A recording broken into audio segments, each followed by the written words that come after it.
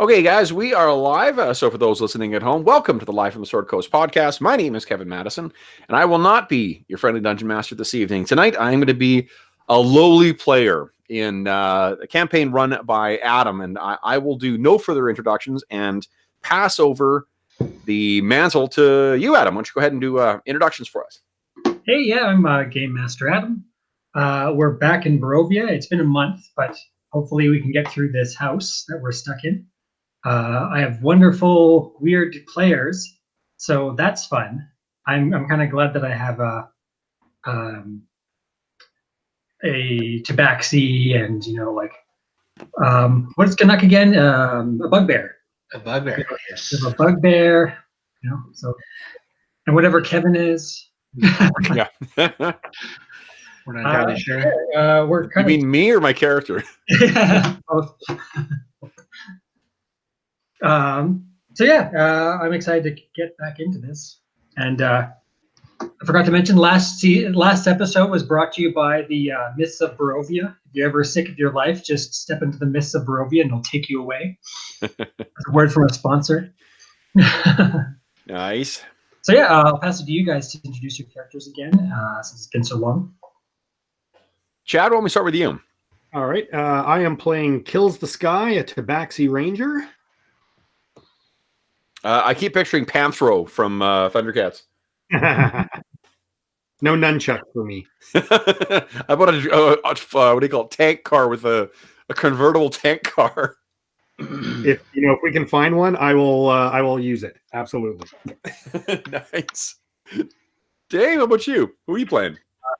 I am playing Ganuk, who is a really grouchy thief. Who, we'll see what else we learn about him this week.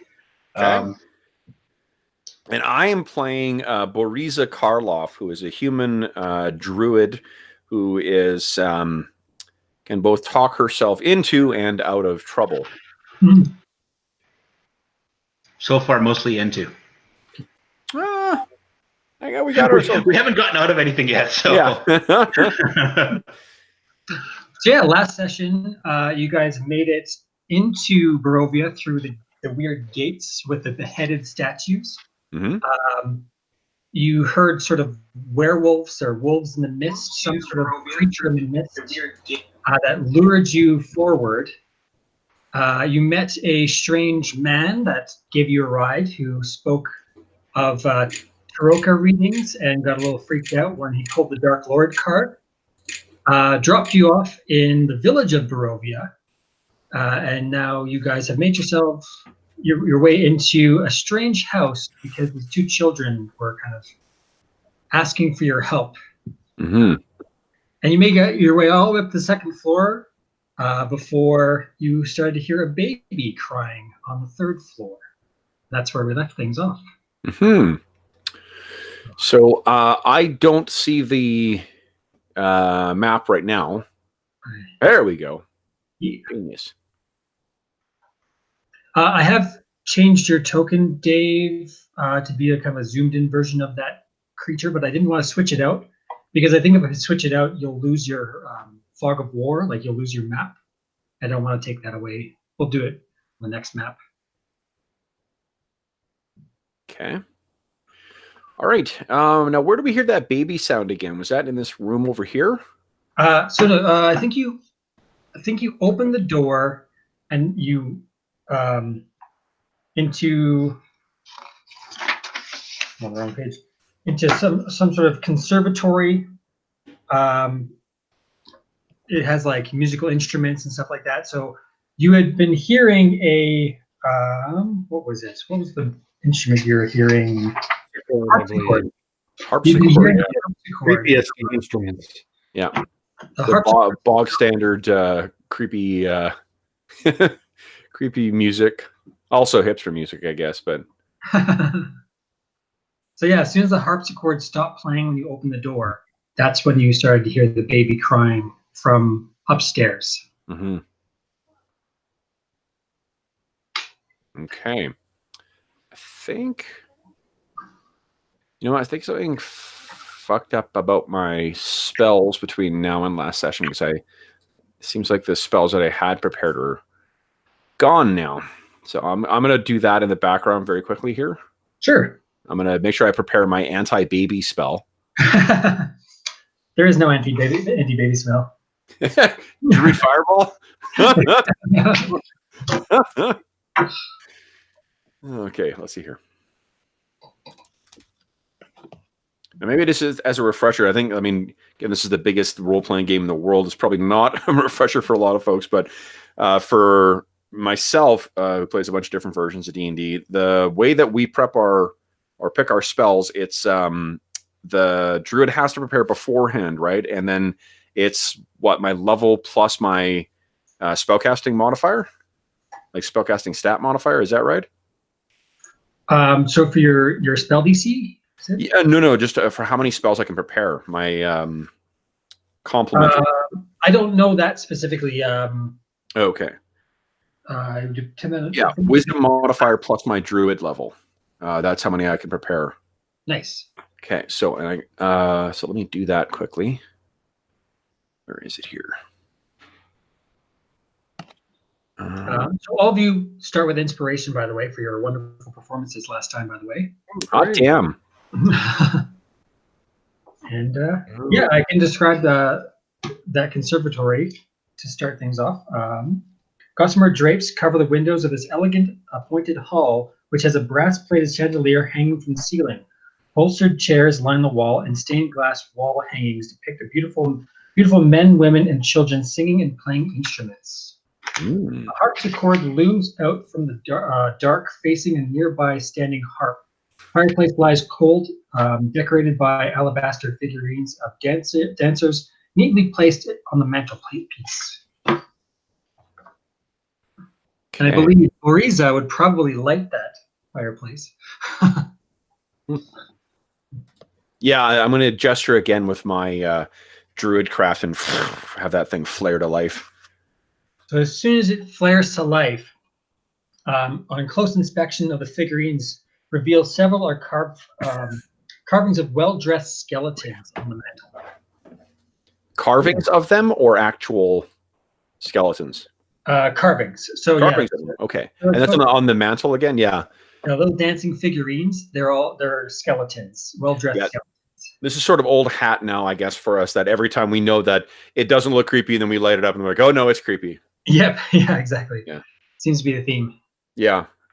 Their interior decorator had a flair for the dramatic.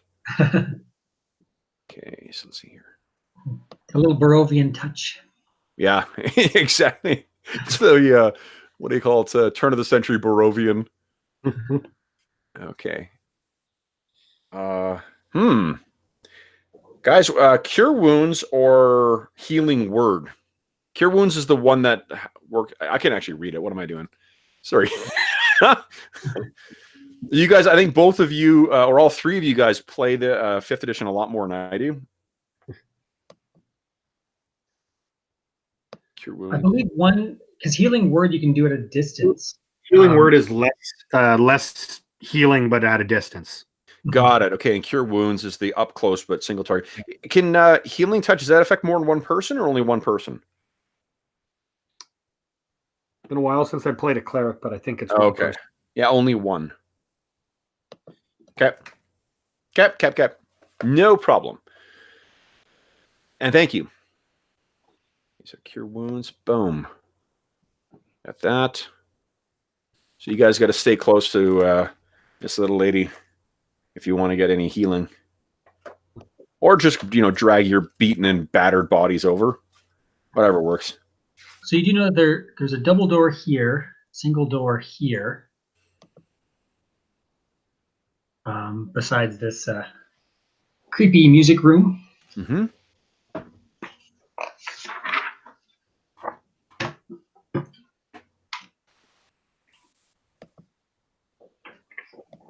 Let's listen at the door before we open it. I mean, is that harpsichord? Hold on, before we leave this other room, is that harpsichord still making sound, or does it stop? No, as soon as you open the door, it stopped dead, and then the baby started crying. Okay. And the baby's crying is coming from where? From further up? From over here? From up the spiral stairs. So on the third floor. Okay. All right. So what do we think, gentlemen? I know, Kills, you had inspected this place top to bottom through the window as best you could. Do you have any suggestions? Didn't see any children. And the two children outside, I think they had mentioned. They mentioned a sibling, right? Yeah, that he was on the top floor, didn't they? Oop, shit, fuck. It's all right, fumbled. Rolled a nat 1 on my handle book check there. Okay, so my spells are ready now. Sorry about that, guys. Okay, so what is this thing here? Is that a harp? I believe so. This is the harpsichord and harp. Okay, so since we're on the second floor, I am going to go over here, and I'm going to pull all the curtains back, and kind of like, as best I can, clean the things and look down at the children down there. Are there any is there a way to open these windows, or are the windows sealed shut? The windows seem sealed shut. It's almost like windows that have been like painted over and painted over and painted over. Yeah. So you almost you'd have to come with like some sort of scraping tool to like. Or I got a counter for you. Or you could come with Eldritch Blast. Exactly. Yeah. Or break the window. Yeah, you can. Yeah, presumably someone's home. I'm not going to start shattering. So how about Furball? You look pretty strong. Can you get these things open? And I'll kind of gesture to the window.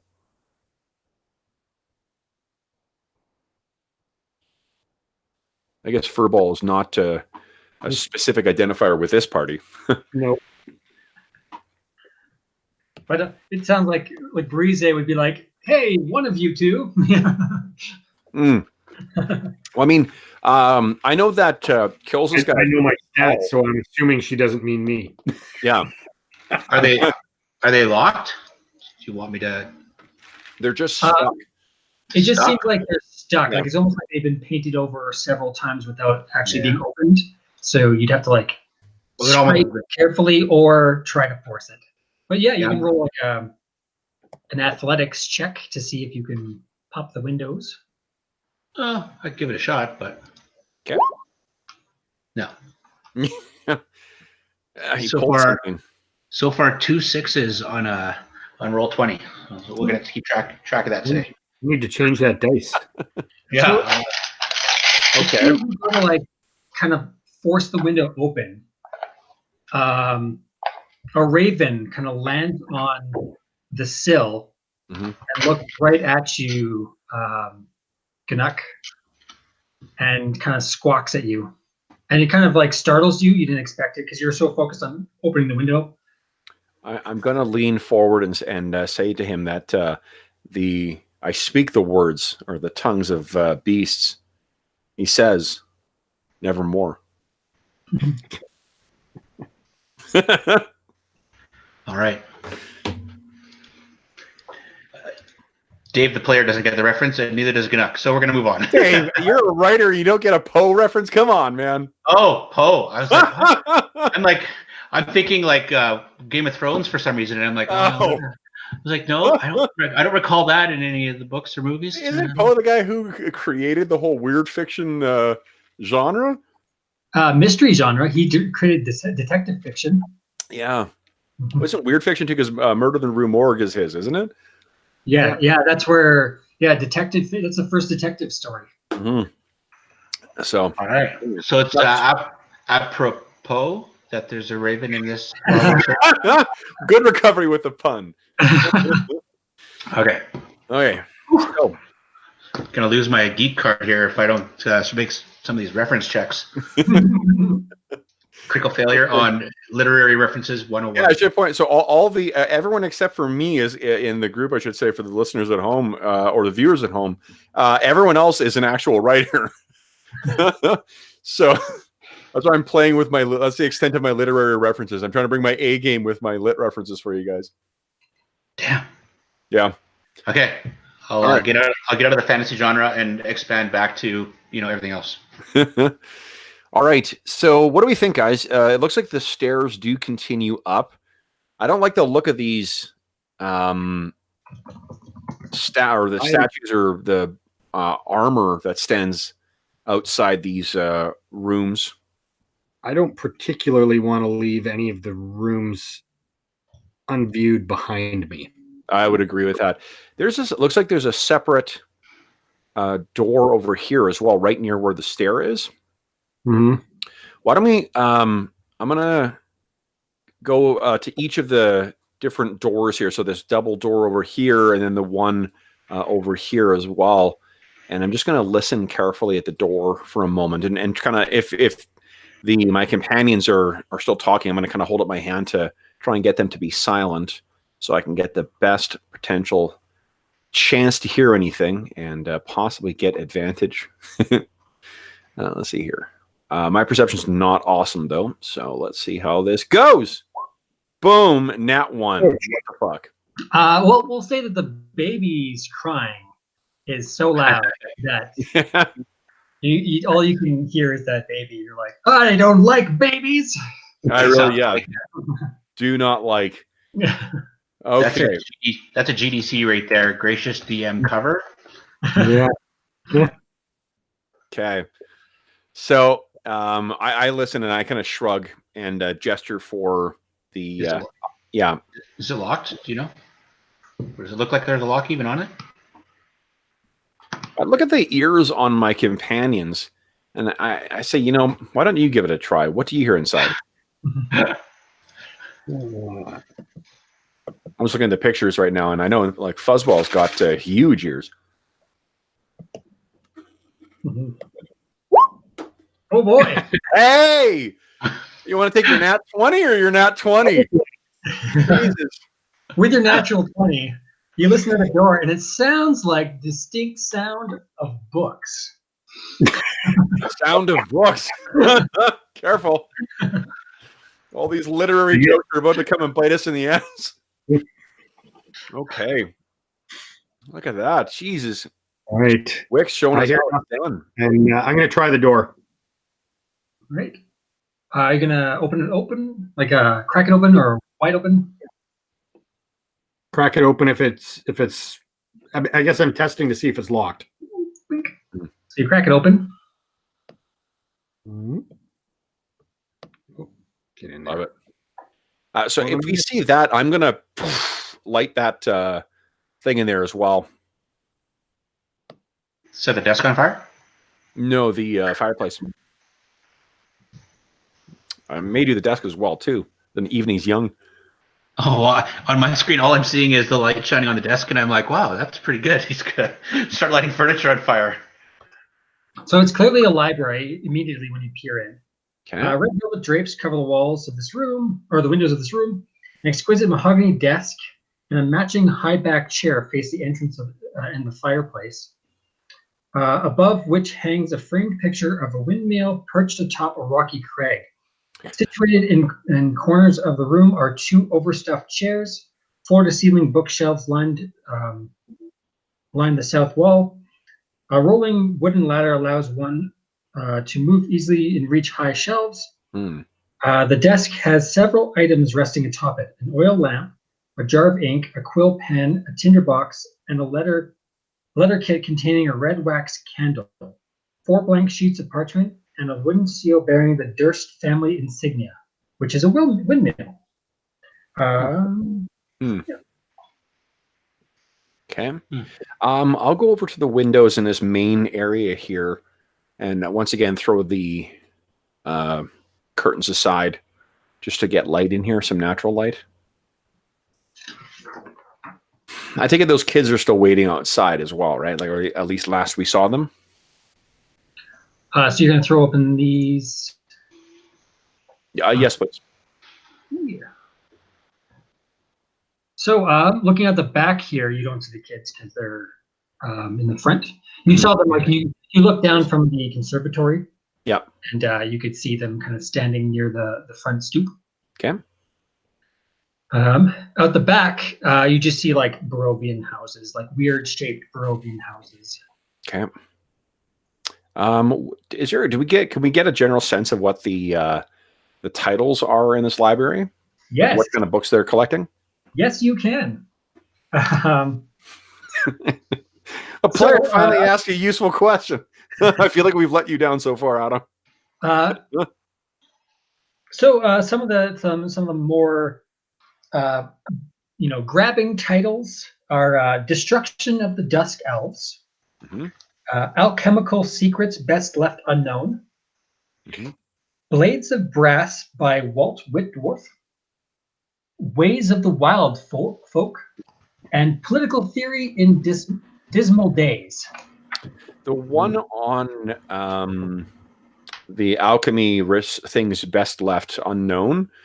I am going to take those and I'll walk, or that book, or however many tomes there are, and I'm going to walk over to the desk, and I'm going to leave a note that's to the effect of that borrowing these, thanks, will return when finished, and then sign it. Right, Ganuk, roll a perception check.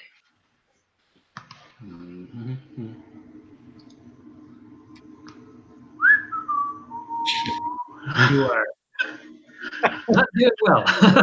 Canuck is like checking out Blades of Brass. Really? Oh, what are this all about? And totally oblivious to whatever else. Sure. I'm gonna probably rummage around on the desk a little bit more and see if there's anything like a hidden drawer or something like that.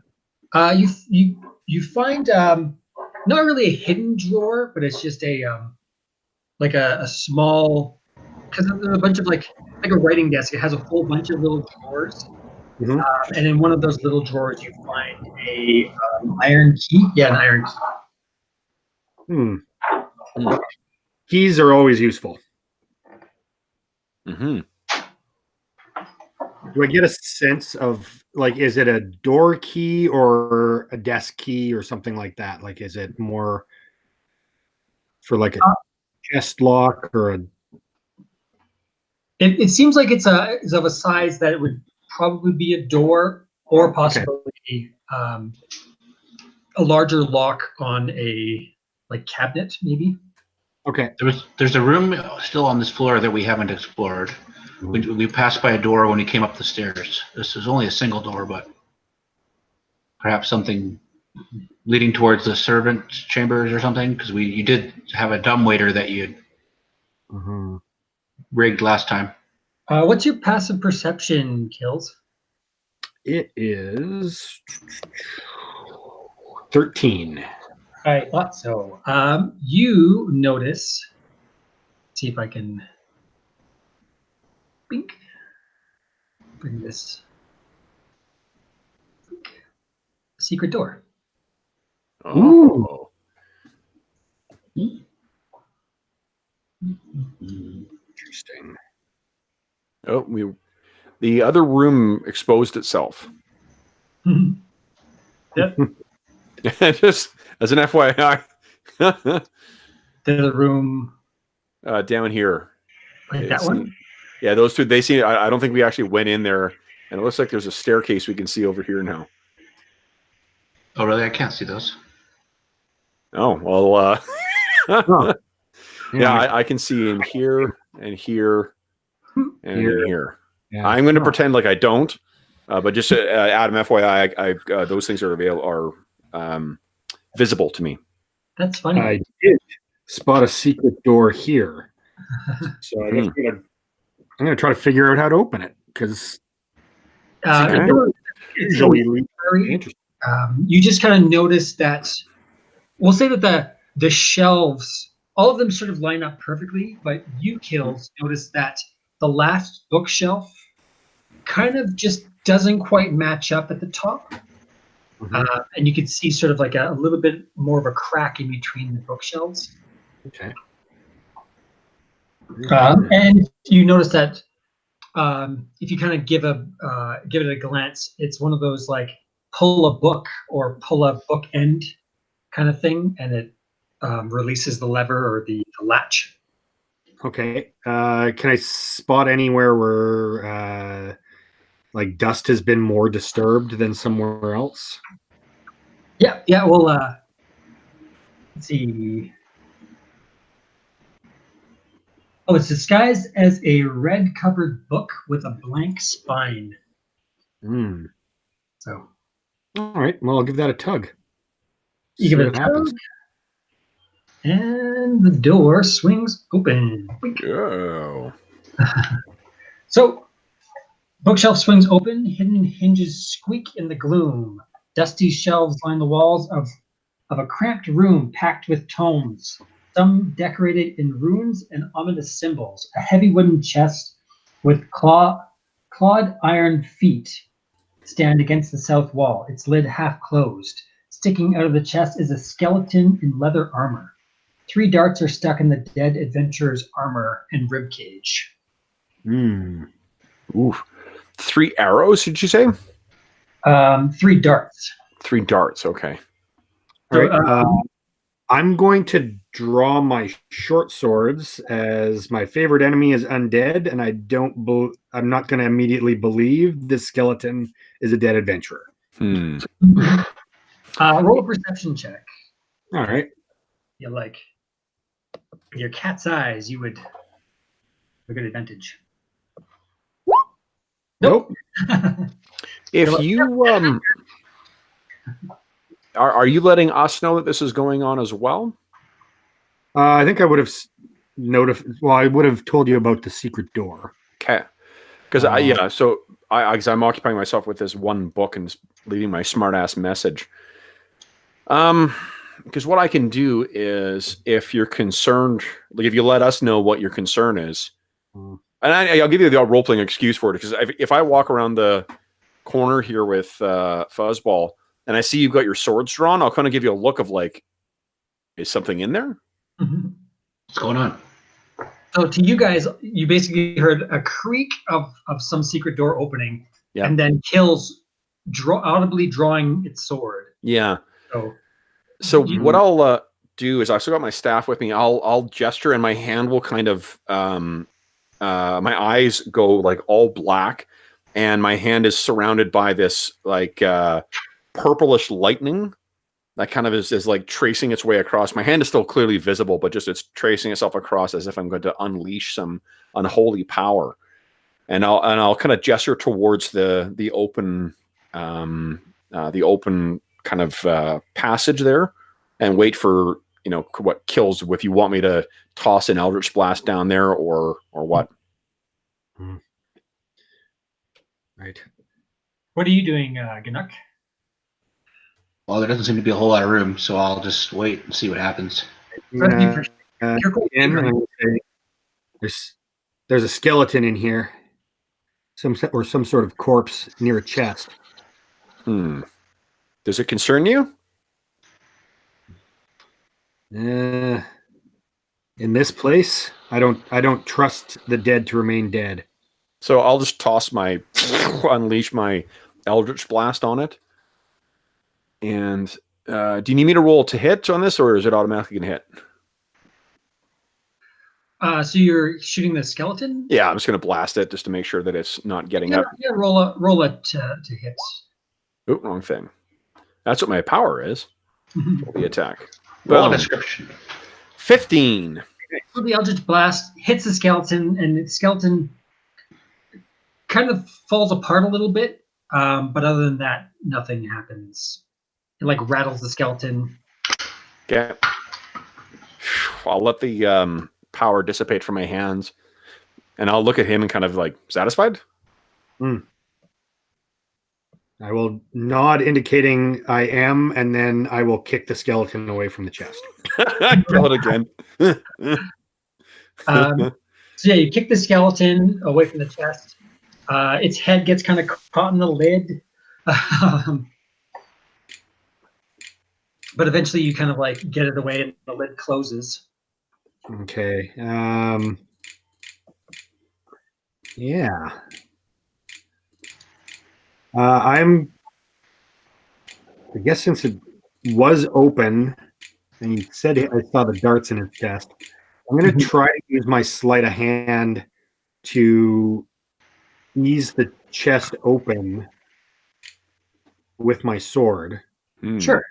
But I will wave Boriza back and say, at one time, this chest appears to have been trapped, and I don't know if it's still active. Okay. I'll definitely keep my distance. And I will sleight of hand. Hey, 15. Nice. All right. Yeah, you kind of like slip the blade under the kind of lid and you ease it open. Sure enough, you do see that there was once a dart trap in there, but it doesn't seem to be active anymore. Okay. We have this guy to Okay. thank for disarming it. That is one way to do it. Rather ineffective way. Oh, What do I see in the chest? but you do notice, like, as you're kind of doing that, you notice the skeleton that you kind of kicked over is clutching something in its hand.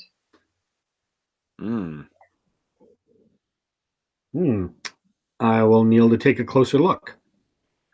All right. My throat. That's what it's got in its hand. You see, actually, I'll bring this up, a letter bearing this symbol. That's Interesting. Yeah. So I don't see that yet, but I'm not up on my Barovian heraldry, but I don't recognize this. But what it would seem is it's almost like this letter was left on one of the shelves here. This person came in, maybe grabbed the letter, maybe seeing the symbol, but then got enticed by the chest, opened the chest and got hit with those darts, and that's why it died with its letter in its head.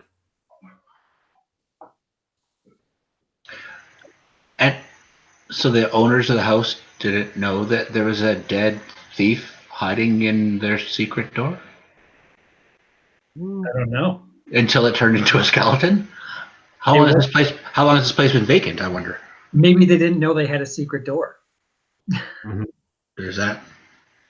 Yeah. Didn't it give a suggestion? The portraits we saw downstairs suggested this place was in the same family for generations, though. Yeah. Yeah. But inside the chest, well, do you want to open the letter, or do you want to open the chest? Or I'm going to look in the chest first. Sure. Yeah, I think I'm keeping my distance, and I'm not sure. Fuzzball, are you kind of poking down your head into the corridor as well? I'm watching the backside in case something comes from the door. Okay. Great. The chest contains 3 blank books with black leather covers, 3 spell scrolls, the deed to the house. Whoa. Woo! This game's easy. Homeowners. The deed to a windmill called the Old Bone Grinder, and a signed will. The will is signed by Gustav and Elizabeth Durst and bequeaths the house, the windmill, and all other family property to Rosavelda and Thornbolt Durst in the event of their parents' death. Do we know if those are the kids that we met outside? Do we Yes. remember got their names? No, they were Rose and Thorn. Rosenthorn. Yeah. I mean, that could be nicknames. Rosavelda. Yeah, Rosavelda and Thornbolt. From now on, we check IDs on all children. Yeah. Okay.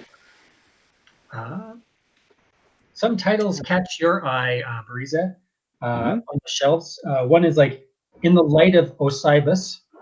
Another one's Rituals of Life Collar. Rituals of Life Caller? Collar, yeah. Like, hello, life, come over. Yeah, okay. Heart of Midnight. Fantastic Devils and Where to Find Them. A gnarled tome in Infernal that can be translated to... actually, only if you guys know Infernal. I have the translation. I don't think I speak Infernal. Let's see. Where are languages on the sheet? Is it under Bio? Bottom left of the character tab. Okay, let's see here. Bottom left. Yeah, I've got inspiration. Below your passive wisdom perception. Oh, I don't think I put my languages in. What's my intelligence? I wouldn't have bonus languages anyway. Boriza is not the sharpest tack. She's more crafty than educated.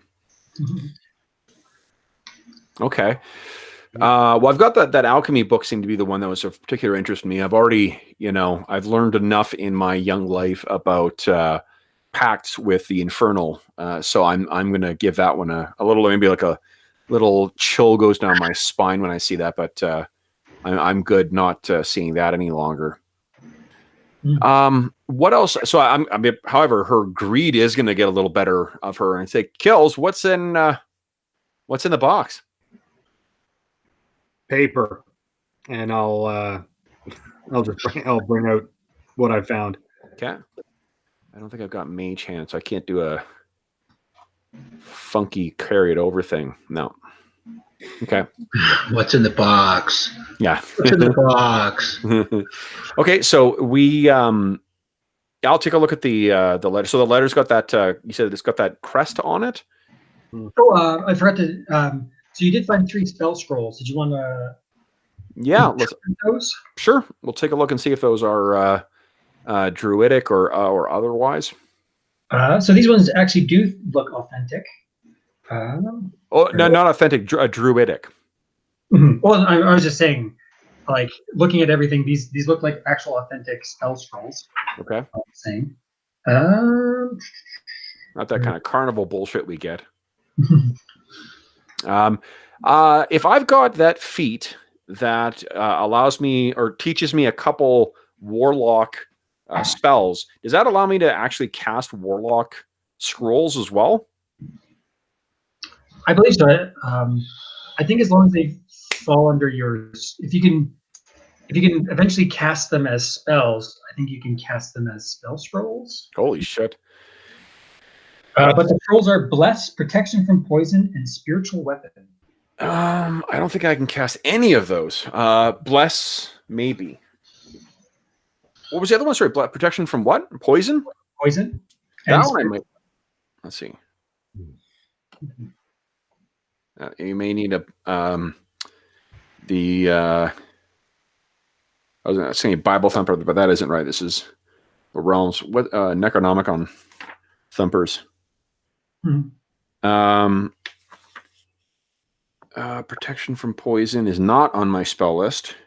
Oh yes, it is. Yeah, nice. Okay, so I got that. And how does it work in 5th if it's a higher level spell than what I can cast currently? Is there a DC check I need to make, or is it that I just can't cast it at all? I don't know that actually. I didn't really. Okay, here I'll take a look. With scrolls, I know it's different in different editions. You know what? I'll look it up while you look. So I can actually make use of the protection from poison. I'm sorry, what were the other 2 again? Bless and Spiritual Weapon. Yeah, so those 2 I am of no value. The protection from poison I might be able to do. Should be noted too that I did drop my compendium into this game, so you guys should have access to Player's Handbook, Xanathar's, maybe just those 2. But okay. Well, I will. Yeah. Oh, I bet it's in DMG. So I'm going to assume that even if I can't use it right now, I'll say, this is could be of value, and those may be sold. I take it neither of you draw power from any god or goddess. Negative. And I'm going to kind of look at the 2 of them and say, should I add these to the list of things we're borrowing? I mean, we are stealing from someone's house, right? So potentially. Well, I mean, potentially nothing. I'm intending on taking this scroll with me, and I'm trying to see if your guys are. That's her way of kind of telegraphing to you, I'm intending on taking this stuff. Are you guys cool with that? They haven't noticed a dead adventure in there, so they probably won't notice 3 missing scrolls. I did pick a lock earlier and take a crossbow. I don't know if you're really. Oh yeah, you did. That's right. Okay. Yeah. Walking everyone. You worrying about this papers? I got this really beautiful crossbow in my hand. Mm-hmm. And because there was like a heavy crossbow, a light crossbow, and a hand crossbow. Is that what it is? You took the Yeah. light crossbow, I believe. I took the hand crossbow, I think. Okay. Great. Do you want to open that letter? Sure. Mm-hmm. Alrighty. Bing. So I can read it, or if you guys want to read it. You go ahead, But Dungeon Master. There's a real here. I'll make at the it look bottom weird. is better because it's all in like fancy handwriting. Ooh, that's a perfect example to do your best Bela Lugosi impression. But my most pathetic servant, I am not a messiah sent to you by the dark powers of this land. I have not come to lead you on a path to immortality. However many souls you have bled on your hidden altar, however many visitors you have tortured in your dungeon, know that you are not the ones who brought me to this beautiful land. You are but worms writhing in the earth. You say that you are cursed, your fortune spent. You abandoned love for madness, took solace in the bosom of another woman, and sired a stillborn son. Cursed by darkness, of that I have no doubt. Save you from your wretchedness, I think not. I much prefer you as you are, your dread lord and master, Strahd von Zarevich. Oof. I take it that name means nothing to any of us, right? I don't think it was mentioned by what's his name. Not commonly known in Daggerford, so probably not. Yeah. Not anything that I would notice. Okay. You guys could roll a history check if you guys wanted. A history check? Okay. I will give that a go. Yeah, I'll bite. Where am I here? History. Oh boy. 12. Look at that nat 20 though. Kills, you remember hearing that name, Strahd von Zarevich. Maybe like in a book you read, but it seems like it was a name from centuries ago in the history books. And that's all you really can tell. Well, the letter mentions immortality. The old name. Well, I know there are a few ways to attain that sort of wish. Be even good for anyone else. Hmm. This Strahd von Zarevich seems like someone we don't want to cross paths with. I can't say that the scroll seems to speak well of either the current or past inhabitants of this house either. Offering up sacrifices and blaming their the misfortune of dark gods or the attention of dark gods on their the death of their child. Can't say I'm very surprised looking at how they chose to decorate their home. True. Yeah, would-be cultists. Though you had said that the items we found below, those were for hunters of dark creatures, right? Crossbows and the heads of what looked like werewolves. Yeah. Yeah, we didn't notice anything special about the ammunition, though. No.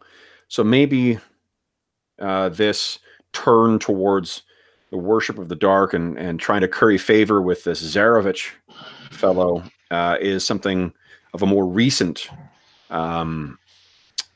generation rather than the family in general. Mm-hmm. I believe you actually, the previous letter that you guys had, did it mention?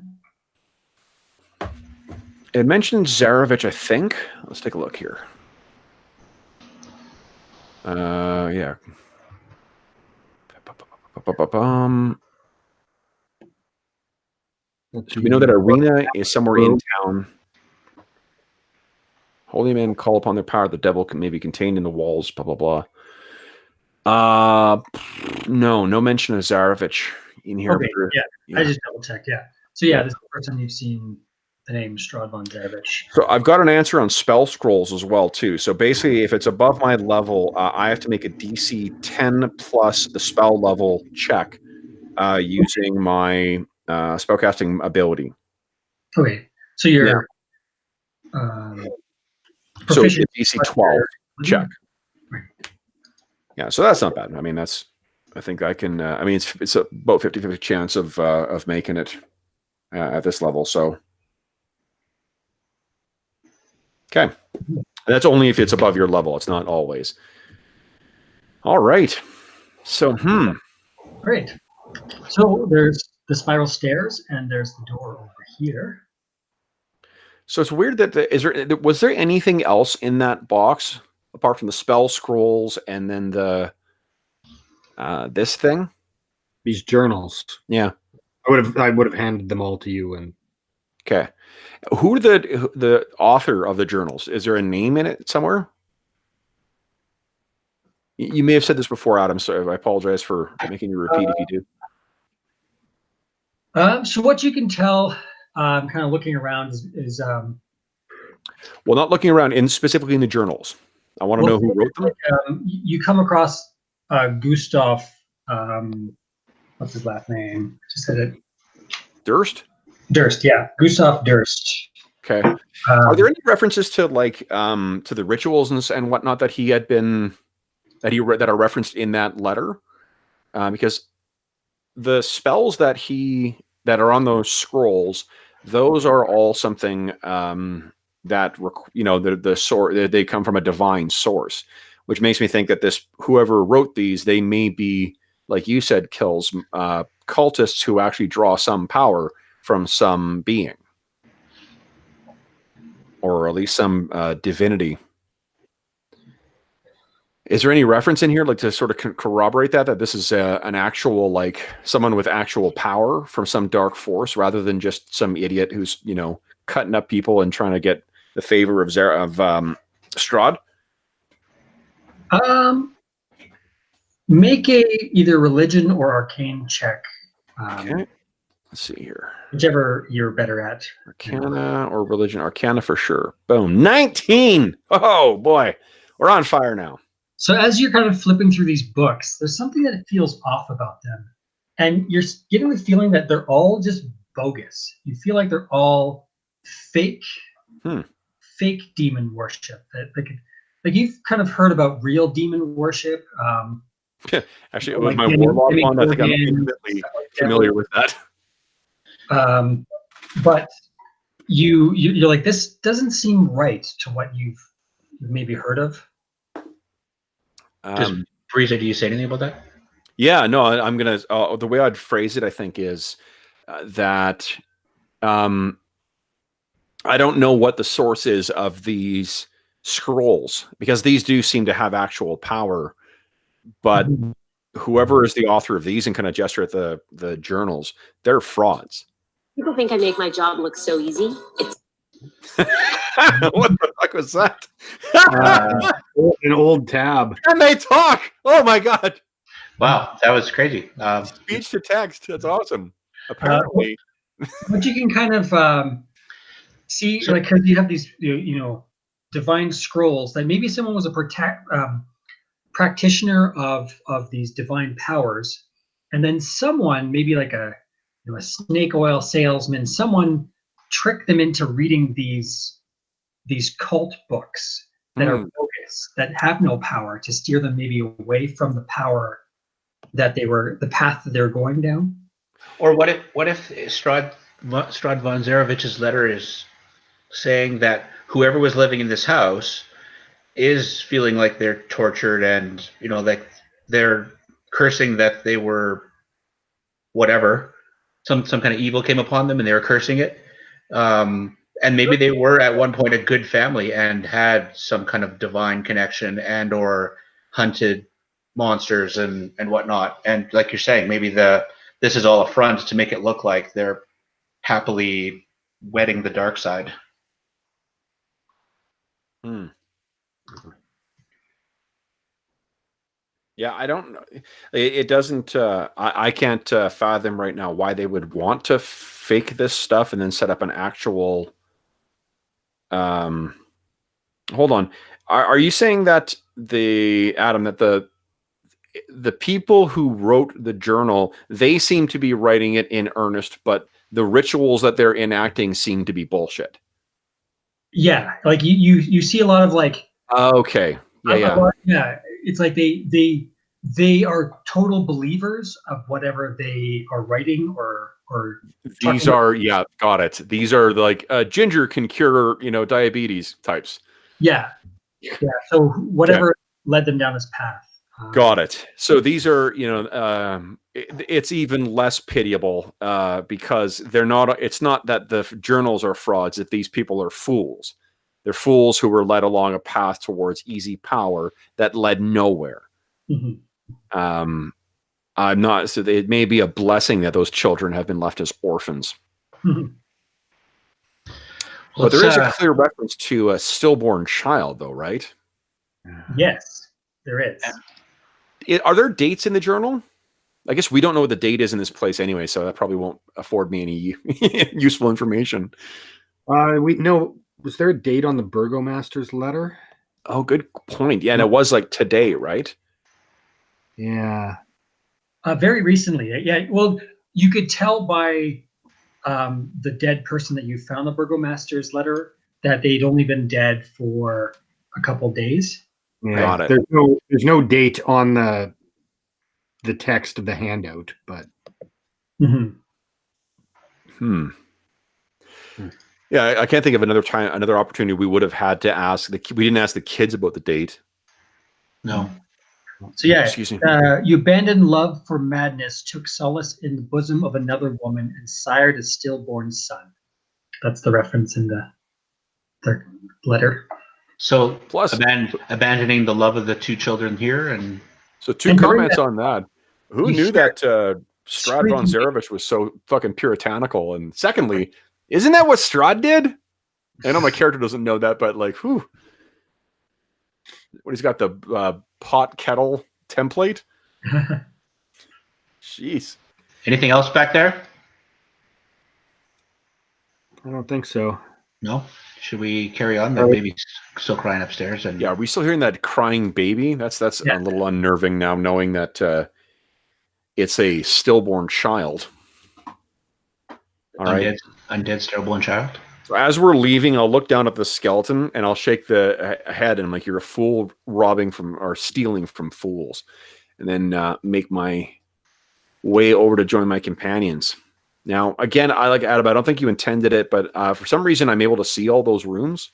It's so weird because the dynamic lighting is showing for me, like I can see all the green lines that's supposed to be blocking your sight. So yeah, I think it's the what do you call it? The fog of war somehow fucked up.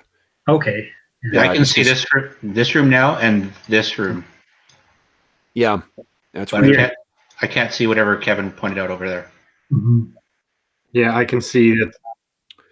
Can I usually a staircase there, but Adam, what on my token? You likely have that. If you click on the token, you click on the cog looking thing. It should give for the DM interface. It should have a thing about like has sight and then how far away I can see. Do you see that? Yeah, on the cog. Maybe try turning off have sight on mine and then get out of it and then go back in and give me sight again. I don't know if it's maybe something that's screwed up with the token.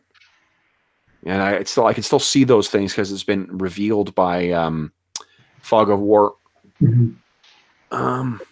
But it's not a big deal because you guys are going to be kind of opening those doors right now. No, I just, you know what, like I don't want to, I obviously won't play it up. It's just that if you're intending on having like, if there are secret rooms and shit like that, I don't want to spoil that inadvertently just because my token is screwing up. It's weird if I hit that, because if you hit Control L, yep, you can see what you see, and to me, you can't see those rooms. according That's to me. weird. Yeah, take a look on the stream. I think you can see it on the. I'm not sure if you've got the YouTube thing stream open, but you can see in there what I can see right now. Okay, yeah, just little spots that kind of reveal themselves. Whatever. We'll cross that bridge afterwards. And you know what? For next map, maybe just delete my token and create a new one. Yeah, sure. That way, I don't. I'm not cheating. All right. Okay. So you're listening at that door then, and I guess we hear the sound of the crying from above us, right? Yeah. Yeah, I'll see if I can hear anything over the crying. I'll try as well. Almost rolled performance there. Hey, 18 finally. At least you didn't roll accounting. Yeah, yeah, that's great. And all you can really hear is the baby crying upstairs. Okay. Nothing at the door. All right. Is it locked? I'll open it a crack if it's not.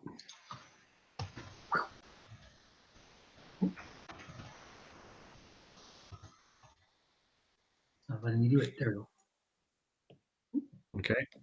And I will move into the room. Alrighty. So the room is dusty and undecorated. Two lumpy straw-filled mattresses sit on the worn-out bed frames.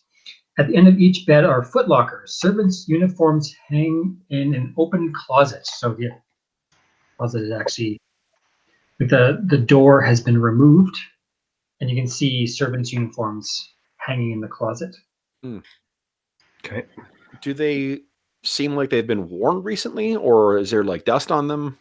There's a dumbwaiter here, and the servants' uniforms just look dusty. Okay. They look like well kept, but dusty. Is the room sort of like covered in dust as well? Does it look like it's been undisturbed for a while? Yeah, it's very dusty. Yeah. Okay. And possibly they haven't been able to afford servants in a while. Yeah. Or they sacrifice their servants. Yeah, I didn't think to ask, was the library and like the conservatory, was there kind of like a layer of dust in those places as well? Did they seem to be undisturbed for a while? Yeah, so the first floor was like a little bit dusty. The second floor, you notice that it's just like a little bit more dusty than the first floor. Okay, so it's not just that they didn't have the things. Strahd mentioned a basement in his letter. Kills, can you see? Did you notice any footprints in the dust? Obviously, ours are now disturbing anything, but apart from my prints, those of Furball and your own, are there any footprints of children? Like, I'm wondering how long, if it's, this place is making me think that those kids may have been out there for a really fucking long time. I guess I will roll a survival check to see if I paid attention to that. Sure. I did not. Now that I've drawn your attention to it, can you take a look? No, and I'll say no. There was no tracks. I kind of give her. I'm using my standard action to give you a withering look. Like, look now. So according to you, Barize, he's telling the truth. Wait, do I have survival? Maybe I can do that. Hold on. No, I am not trained in survival. Never mind. Okay. I don't know if I believe him. But what I will do is I'll just go and, since we have not gone upstairs, I'm just going to look with, a layman's eye. Is there undisturbed dust heading up the stairs? I'm not trying to follow it or anything like that. I just want to know if anyone's scuffed the dust or if there is like a layer of dust on those stairs. In the dim light, you can't quite tell on the stairs whether. Dim light, nothing. Boom! Hit my thing. Druidcraft. The pine cone on the end of my staff is giving off light. Right. You light up the place, and as soon as your staff comes to light, you kind of hear, like, with the baby crying, you hear sort of this weird metal on metal sound. Okay. And kind of your eyes get drawn to these, but you know that the sound came from upstairs. To which? To the statues. Okay, to these guys here? Yeah, because they're like suits of armor there. Okay. But just the sound of it kind of like makes your eye kind of look to them. Sure. And then I'll just kind of what is Nux doing right now? That's an odd sound. I just followed you guys into the room and Okay. Whoever is closest to the door and not like currently occupied, I'll maybe just gesture to at them and then towards the what are these, suits of armor, and just say, watch them. And then I'll look at the stairs again. Does it look like anyone's been up here to disturb the dust, or is there a layer of dust that's on here? Again, just roll a perception check and. Okay.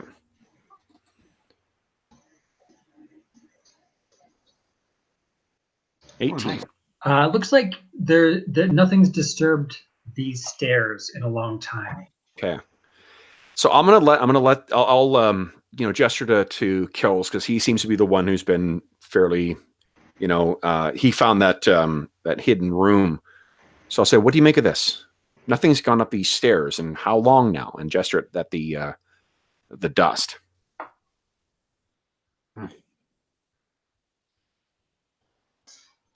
Could children be lying to us?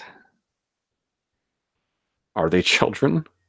And is their stillborn baby brother really dead or stillborn still?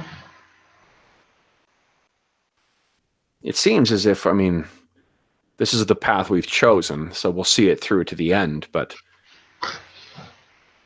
it seems that there's more. We have the deed to this cursed house. Yeah. I guess, Rick, did you keep the deed? Yeah, fuck yeah.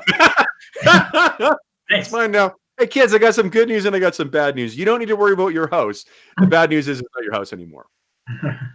This whole house is just a giant box for Kills the Sky to lounge in. Exactly. Oh, man. He spends the rest of the day just sitting at the window looking at stuff moving outside. Do you maybe want to check the basement and make sure there's no altar and, corpses first? But yeah, well, I would not have taken the deed with me if Kills let me know that was in there. But okay, well, did we check? It looks like there's those chests at the foot of the servant's bed. Did you check those? Like, are there any personal effects in there, or? I can take a look. Yeah. Are they locked, Adam? The footlockers?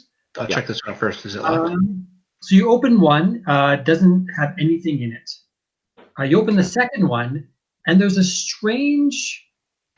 Someone's made out of like stick figures, almost like a display, like a diorama of several people in a circle standing around a central figure.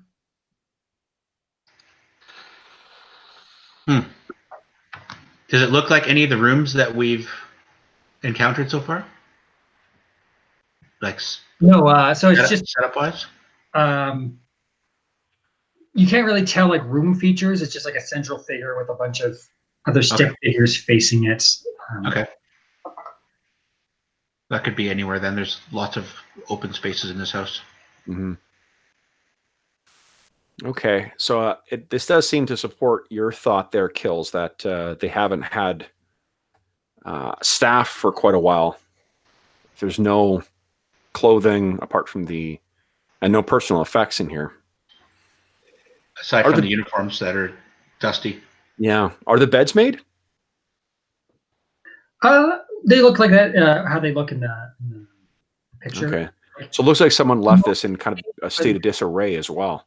Yeah, a little disheveled.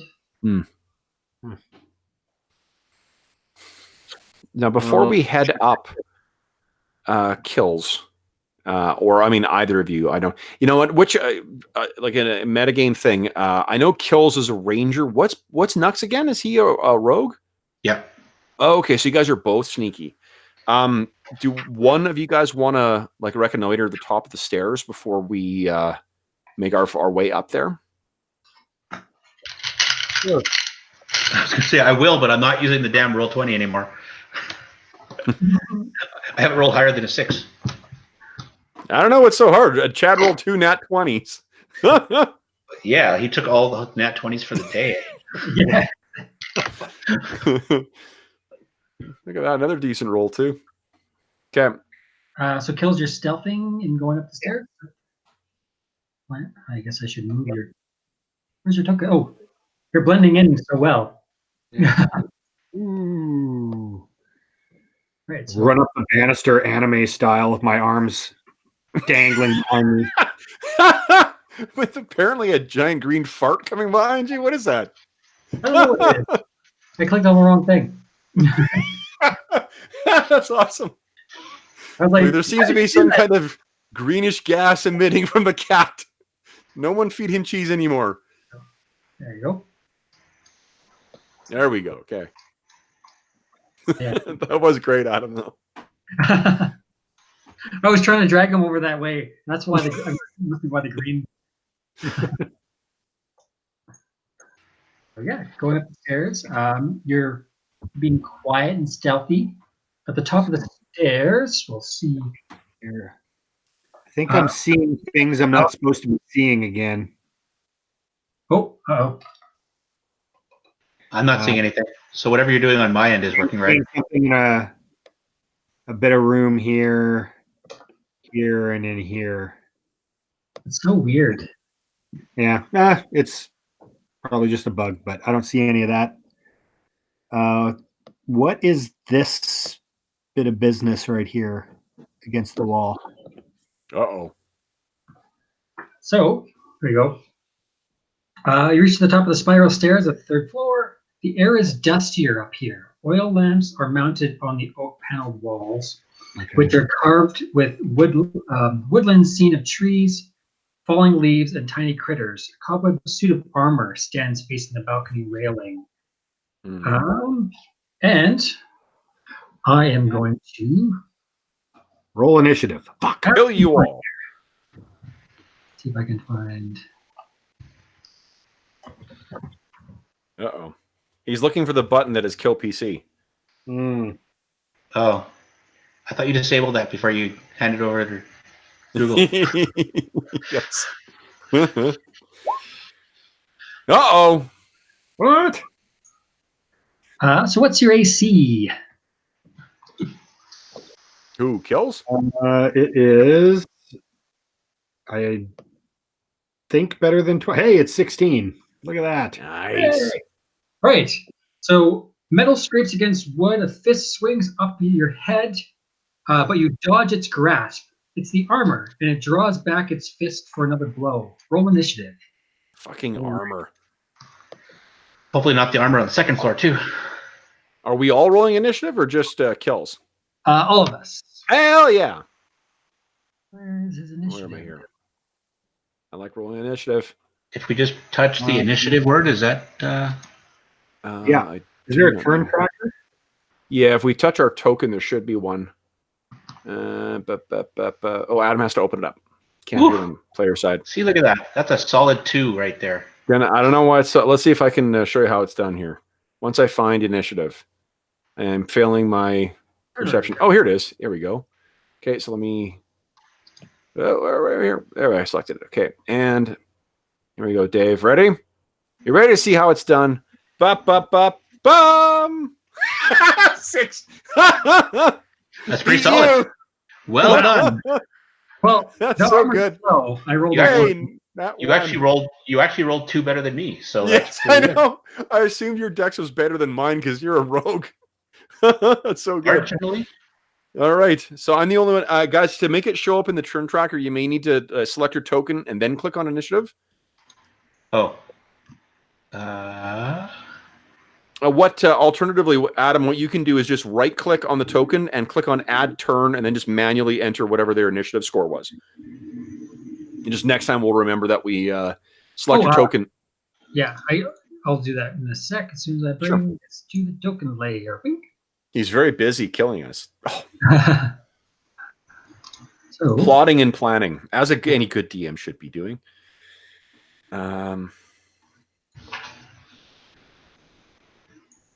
said I can click on them.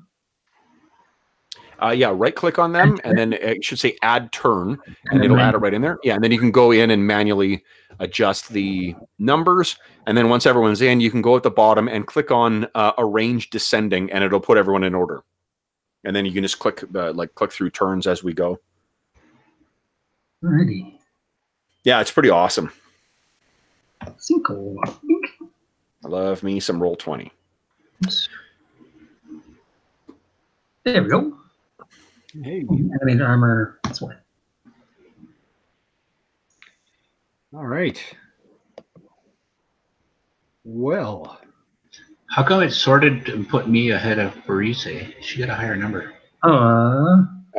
Is it order descending? There we go. There we go. all right. I am going to I'm going to attack back at this thing, and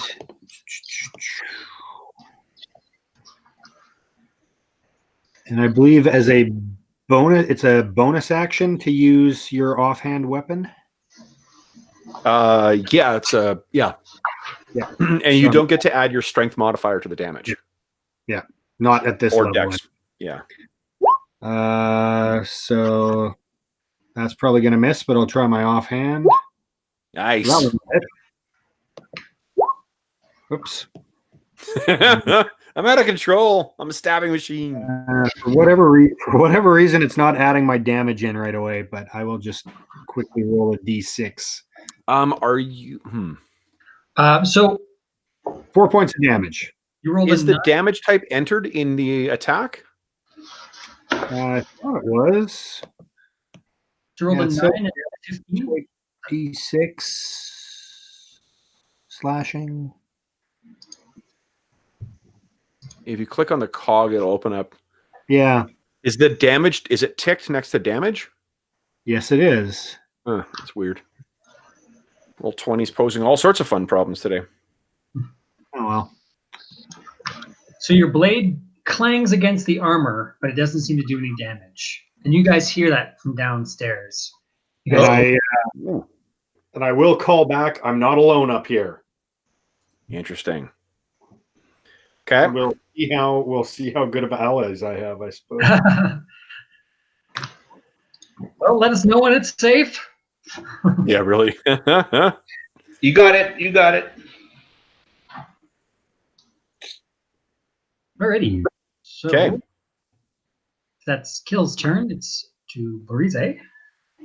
Okay, me. I will. I guess I'll move upstairs first. So I'll use my move. So I can move 6 squares. 1, 2, 3. I guess I got 3 moving upstairs. If you want to put me where I can see stuff. So Those are the downstairs, Kev. yeah, so Okay, yeah, whichever one's the upstairs. you'll have to double move to get upstairs. Oh, yeah, that's fine. I didn't get there anyway. And then so where you are right now, you probably have another 30 feet. Okay. 40 feet, we'll say, to get. You could get to the armor if you wanted, or you could stay there. Okay, no, it's no, no. Nice try, DM. No, I'm gonna say. Bonus action. You use a bonus action. Hold on. So that got me. The double move is what got me to there. Because my single move, I can move 6 squares. Yeah, so you'd have to move like over to here. Do I have it? Do I have an angle on it right now? Like my what do you call it? My Eldritch Blast has got a range of 100 feet or 120 feet. So I could easily try and tag that thing if I can see it.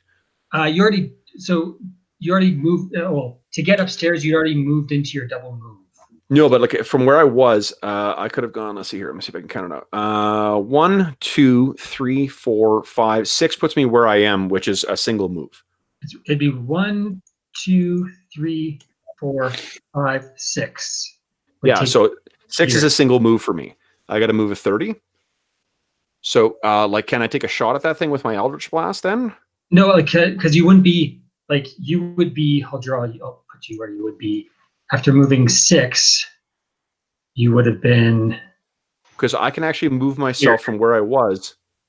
No, because I can go. Look, I'm starting here. Whoops, where am I going here?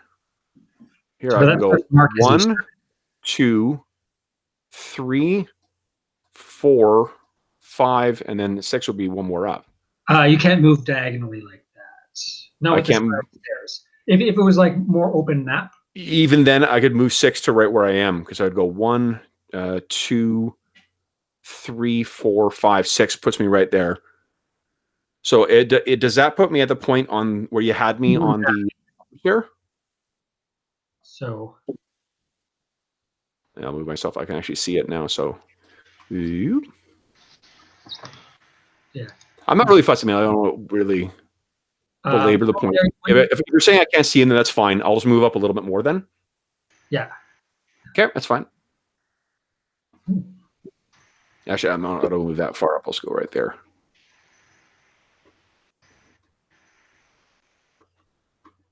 Okay. Dave, I think you're up, bud. Okay. So I'll go 1, 2, 3.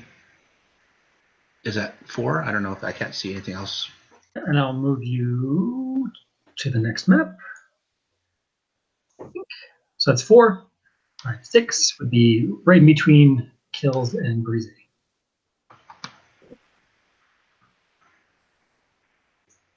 Six. Yeah. And I can see the crossbow, or I can see the armor from there? Yep. Okay, I'll try the hand crossbow. That's a hit. Finally does something of value. Mhm. And it's not showing damage, although it should be a D6.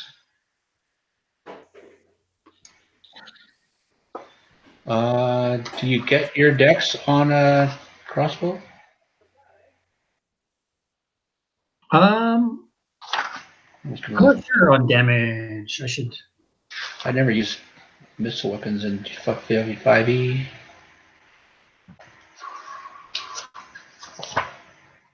I thought that you did. But yeah, it's your attack is proficiency plus dex, but your damage is just dex. Does that sound right? In 5e, Yeah. Yeah. I think you can add your dex to any finesse weapons. Or missile. So I'm looking at DMG.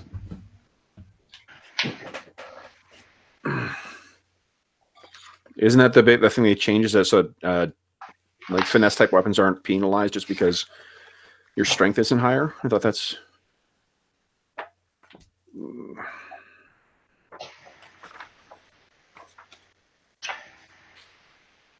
So when attacking with a weapon, you add your ability modifier, the same modifier used for the attack roll. Yeah, finesse. When making your attack with a finesse weapon, you use your choice of strength or dex for attack and damage.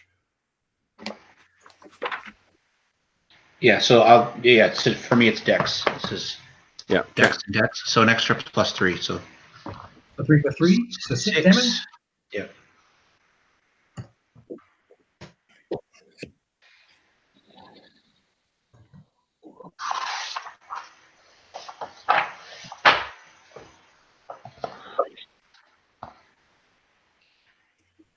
Great. So bits of its armor clanks off. Is it engaged with kills this guy? Yes, it would be engaged. So would this classify as a sneak attack then? I believe so. If you can sneak attack with a ranged weapon, I believe so, as long as it's engaged. As long as it's engaged with somebody within 5 feet? Yeah, he's engaged with me, and I think you have to be within 30 feet, right, Dave? Yeah. So that's actually another 2d6. Nice. You just finding D, just laying around. So much damage to be found in the couch cushions. Oh, look at that. Hey, look at under this cushion here, there's another 8. Yeah. All right, yeah. So you like fire the crossbow. It hits like under the armor of one of the arms, like we'll say like the non-dominant arm, the one that didn't swing at kills, and that arm like crumbles off. Nice. Clanks the floor. Ka-chink. All right. Boom.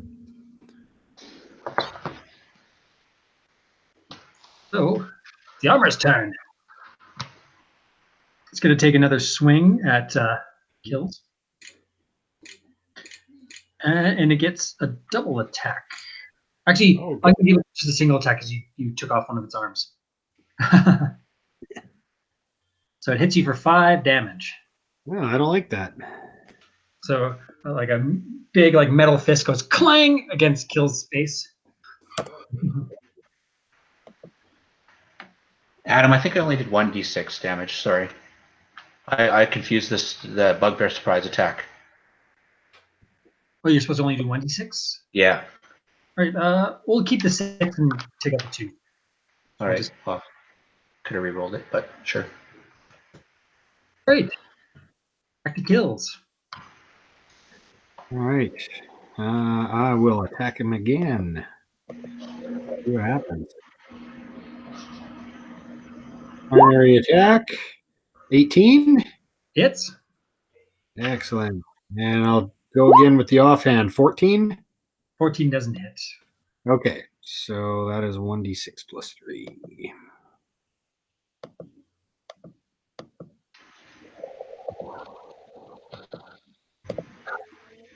Five points. Alrighty. Another chunk of its armor kind of clatters to the floor. Boom. Hanging on pots and pans. Alright, Breeze. All right. So I can see this thing now. They're engaged. I can't remember. Is there a penalty for firing into melee in 5e? Not really, I don't think. No? Okay. I think there's like disadvantage if you're shooting a range and it's something's engaged with you. But I think with me. Okay, so as long as I'm firing into a melee, I'm good. All right, Yeah. so here we go, guys. There can be cover penalties, I think, but that's about it. Okay. And covers what? Disadvantage? No, Well, covers it's, the- it would That's have the an only AC thing that bonus. gives you a flat, like a mechanical modifier in 5e, right? Isn't that? Because I think that was the exception. Everything else is like advantage or disadvantage, but cover, you actually have.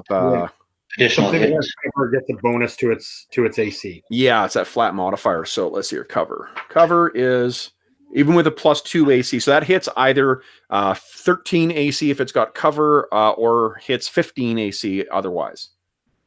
it's a miss. So you 15 is a miss. This game is Yep. bullshit. Bullshit. My son agrees. Okay, that's the only thing I'm going to do. I don't think I've got any other. No one's been hit so far, have they? To I be have. fair, this is armor. You are fighting armor. How badly banged up are you? I'm not bloodied. Okay, that's the only thing. Let me know when you're bloodied, and then I'll shift tactics and spam a heal in your direction. Okay, that's it for me.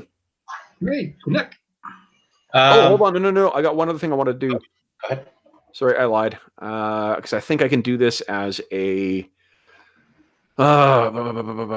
free or as a bonus action. Let me just see what it is. Boom. Yeah, I thought it was a bonus action. But I can only do this once per turn or once per day, I think. Once per short rest, maybe? I don't know. I'll look that up. Yeah, I'll hold off. I'm not going to curse this thing just yet. So sorry, I am actually done now. Sorry, guys. Okay. So Ganuk's 10-foot reach right there. So Nice. Nice. rolled a 1 though. Terrible. Oh no! Oh well. So much for my range sneak attack. Oh I'm done. yeah. We're gonna miss. That's all I got. I for one blame the druid. Mhm. No, it's definitely the armor. It's throwing me off. Jeez. Time for another 4 bludgeoning damage. Kills. All right, now I'm bloodied. Okay. All right. So kills, you'll be up next, I guess. Yep. Kills. Has this thing been hit at all yet? Yep. It has. Okay. It would be the equivalent of like bloodied. You see chunks of armor has fallen off. Oh, right. You said that. Yeah, an arm fell off and whatnot. Okay. Mhm. Cool. So we're getting there. All right. I will attack him again. We go. Big money. 17. Hey. Jeez. 17 does not hit. Fuck. Ah, Oh, wow. So You missed. melee fighters, if you guys flank that motherfucker, you guys will get advantage. Remember, so if you guys want to get in there and start flanking, that gives automatic sneak damage. Sorry, I'm doing what I fucking give people shit for. Your characters, you can play your characters however you want. But remember, you can get advantage. That 23 definitely would have hit, right? That's a good point. Are we playing with flanking? Because it's an optional rule in 5. Oh, yeah, right. I mean, if we're 'cause playing with yeah, a battle mat, Hmm. I don't know. I don't see why not, but it's up to you guys. yeah, if you want to play with flanking, then we'll do that. Like where you're in flanking gives you advantage. What do you guys say? You guys are going to be the ones actually fighting in melee. What do you think? Well, I'll stop being a scaredy bugbear and hiding behind kills. I'll shift over here so that You can stay where you are if you want, or yeah, shift to your left or whatever.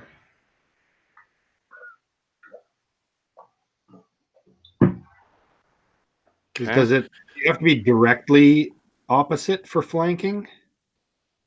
I think so, right? Like, if I'm here, Nux I is can't- here, I'm not going to count. Yeah, 5. Well, it's a DM's call on this. What do you think, Adam? I think as Well, long as it's as long as I can kind of draw a reasonable line on either side, I think. So if you were here and Nux moved here, like where the 2 doors are, I would consider that flanking. Okay. Yeah, opposite sides or corners is what the optional rule says, but So Nux will. How do I avoid an attack of opportunity? I will try to acrobatically move through threatened squares. Can I do that? no, fucking run along that to the outside of that banister.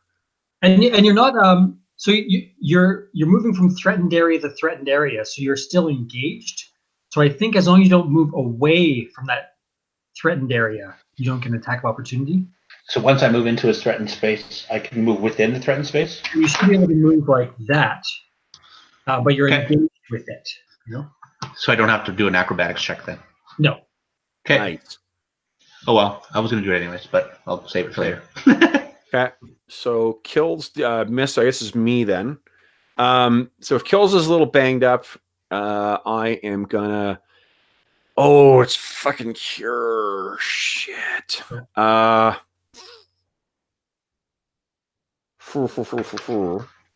Oh fuck it.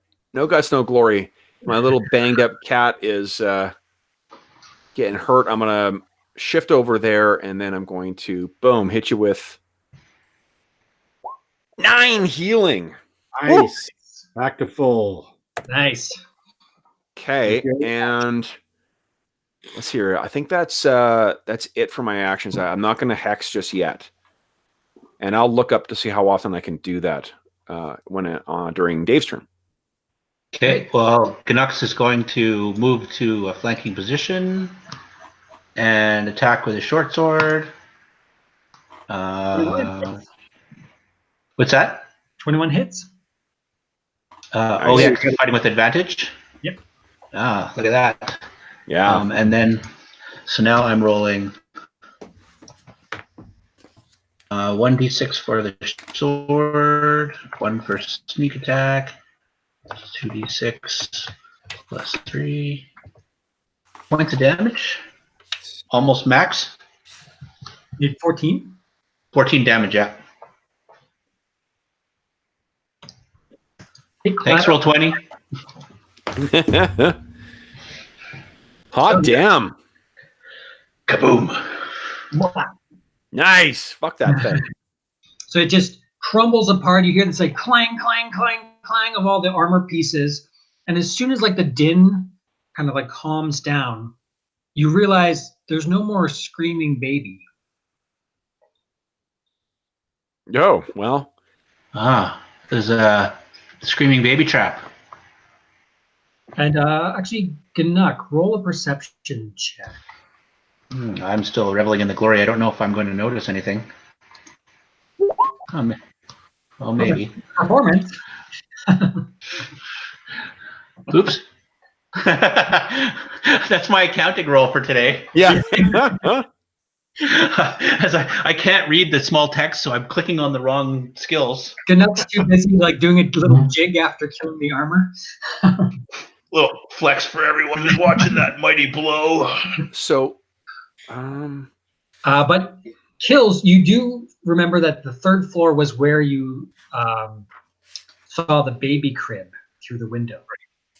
And it's probably from, I don't know if you can see that direction. Okay. Is it anywhere near where I saw the creepy mannequins? The mannequins was on the floor above you guys. Okay. Good. We still have that waiting for us. Yes. that's fantastic. But actually, you rolled a 20 perception kill, so I really want to give you something. You hear from that direction this sort of like Over here?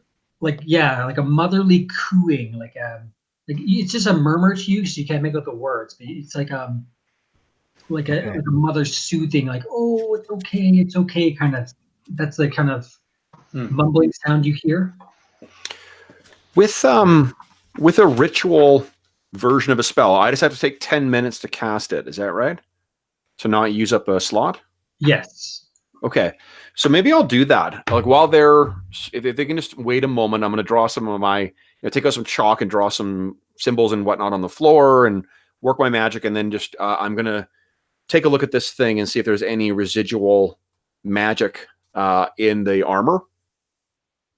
Or now that it's been destroyed, whether the magic has dissipated. So you say you're going to spend the 10 minutes to view it? Yeah. Do you guys want to wait 10 minutes? You guys can do whatever. To look around. You guys can like listen at doors if you guys want while Breeze is doing this. There is dancing involved in my spell, so it's dinner and I will point out that this direction is where I saw the crib when I was scaling the walls. Okay. I'm gonna sift through the remnants of the armor. Was there? Yeah, it's showing me all kinds of stuff again, Adam. Yeah, me too. Yeah, I'm seeing like the fog of war lifted on all sorts of things. What it isn't showing though, whatever stuff you've got on your GM's layer, I can't see any of those. So whatever horrible things await us in those rooms, that's not being spoiled.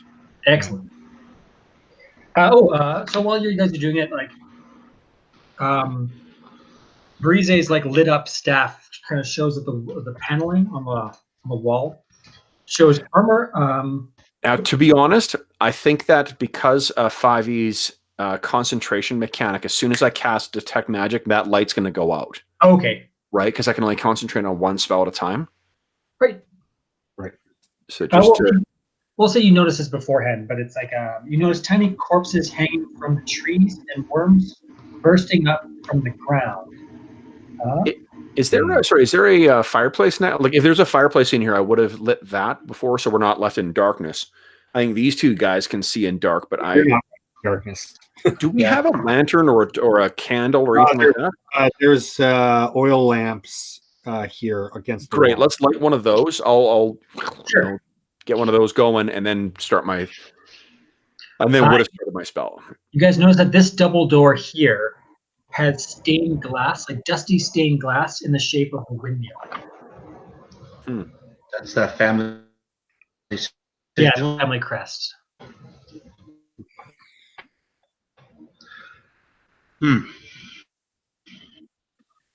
Okay.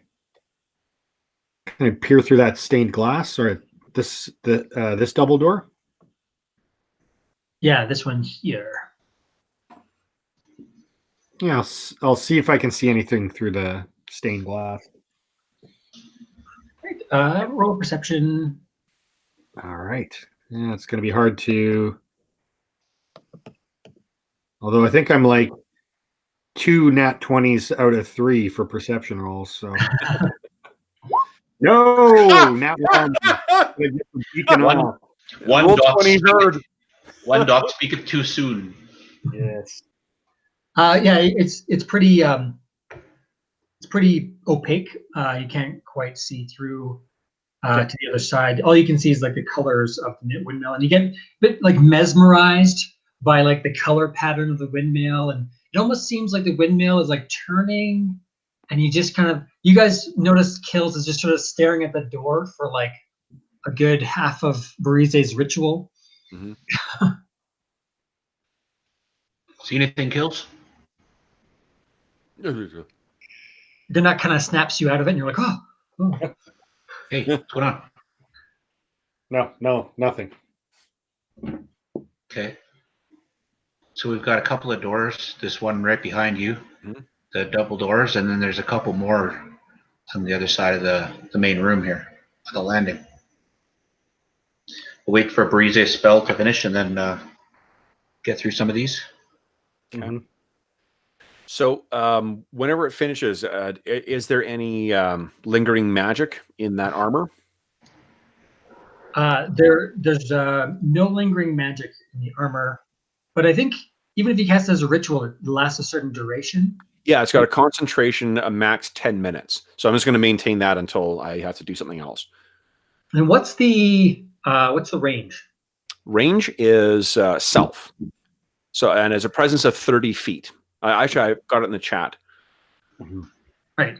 So you can kind of feel out to 30 feet around. Yeah, and I can penetrate most barriers, but it's blocked by 1 foot of stone, 1 inch of common metal, a thin sheet of lead, or 3 feet of wood or dirt. Okay. So, yeah, so I mean, unless these walls are made of a foot thick of stone, I could probably detect magic through the walls as well. Maybe that's what is going on with the, what do you call it? The fog of war. It knew that I was going to be doing this. Through this door, you sense magic. Sorry, which door? This door right there. Are you pinging? Because I'm not seeing it. I am pinging. I'm not seeing a ping either. Are you, what layer are you on, Adam? There. There you go. Yeah. You know, I did the same damn thing or last week. That door. Okay, so I'll make my way over there, and I've got my eyes kind of there's like opaque. They're not like completely white, but there's like a film that's over them right now. And as I make my way over towards that, I'll gesture at the door, and then I'll like put my hand up as if I'm sensing something, and then stop and point towards it and say magic. You also sense over here. And I'll bring my hand over, and there. Okay. So magic in here, magic over here. Kills, isn't that where you were hearing things before? Okay, so here's what I learn. I learn the faint aura around any visible creature or object in the area that bears magic, and I learn the school of magic. Yeah. So it's necromantic magic or enchantment. Hopefully not evocation, because that's going to end poorly for all of us. So I believe that this one over here would be transmutation, I think. Okay. And this one down here would be more necromantic. Okay. So necromantic is obvious. Transmutation would be something like enlarged person, right? That's enchantment, or is that transmutation? I think that's transmutation. I think it's transmutation. Interesting. So maybe there's a trap in there. Can I make an Arcana check? Like, is there anything in the, just sort of I can make sense of the aura reading I'm getting? Sure. Yeah. Cool. Not from that roll. 7. It's confusing. You're like, it's all magic to me. Clearly there's lead in the paint, so don't lick the walls. Exactly. No doubt. Don't lick the walls. All right. So we know there's magic in these 2 areas. Do I have anything else useful? And nothing in these other areas, like not up here or here? I don't believe so. No? Okay. But actually, the entire house sort of has this like tingly feeling, like it's been touched by something. You're not quite sure. It's just this like weird, subtle magic, and you can't quite tell what school, but the whole place is sort of like, it makes your skin crawl when you're detecting magic. Okay. So then I guess like once that time has passed, and I'll kind of shake my head and my eyes go back to normal, to the blue that they normally are, and I'll say to the others that there's a strong aura of transmutation in that first door on the right, if we're facing them, and then further down through that door on the left, there is an aura of necromancy. But this entire building is suffused with some kind of unnatural and unfamiliar arcane, unfamiliar mystic power.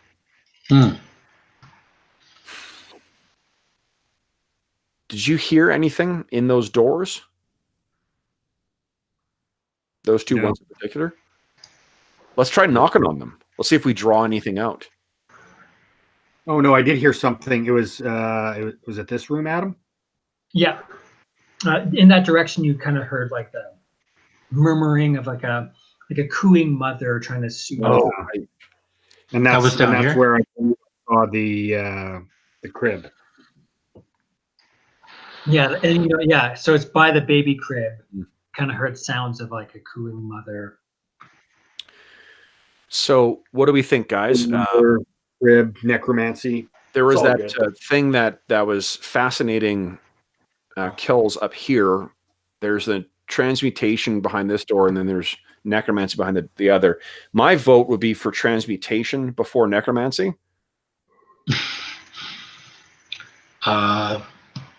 Sure. Can I stab it? If I can stab it, then we're good. Yeah, I mean, I'll try. How does that sound? What I'm thinking we do, guys, is like at this first door, is we just rap on the door and see if we get any response. If we don't get any response, then I guess we'll just have to wait. Open the door and pray for the best. Okay. I guess hope for the best. Bariza doesn't believe in praying. So you're opening the one with the transmutation? Yeah, first what we're going to do is bang. I'm going to bang my staff against the door and see if we get a response. Great. Crossbow at the ready. You bang on that door, but then from the door kind of to your, well, I guess it's west, but your guys is south, you hear someone saying, "Shh, I'm trying to soothe the baby." From down over here? We hear that? Yeah. Awesome. Well, that's terrible. Mm-hmm.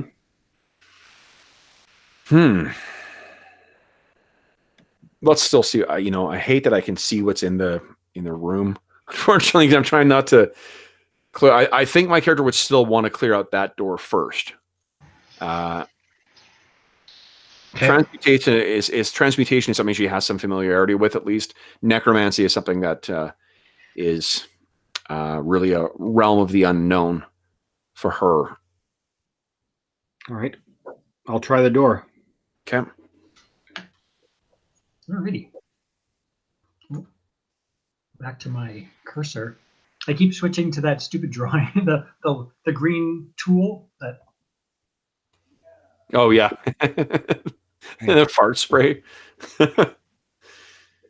So as soon as you open the door, you see, actually I'll read you a description. Door creaks open into a cramped storage closet. Rotted sheets and moldy bars of soap sit on the shelves. Cobwebs shroud a set of tools, a hoe, a spade, and a pitchfork leaning against the wall. You feel the rusty prongs dig into your flesh of your cheek as the pitchfork comes to life. Awesome. Okay. Sounds like a broom that I've been summoned a whole bunch of times. Damn demon tools. Yeah. It's kind of suspicious because no one would keep a pitchfork on the third floor of a house. Yeah, really. Fucking hoarders. The real problem here is not that they're demon worshippers, is that they're hoarders. Right. So roll So remember to select your token, and it should update automatically. Boom, 10. How do we roll the initiative again? So we select our token, go down to the cog. Select your token, and then just click on the initiative on your character sheet, and it'll automatically populate it in that turn order. Oh, okay. Select the token and then initiative. All right. Oh, look at you! I think Furball's getting his legs now.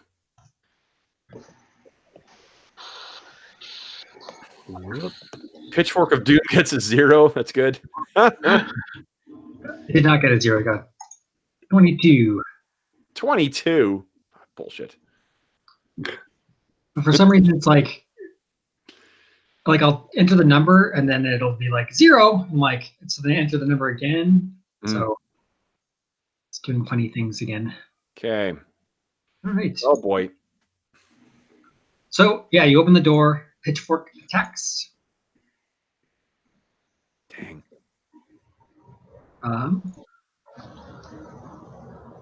That is a hit.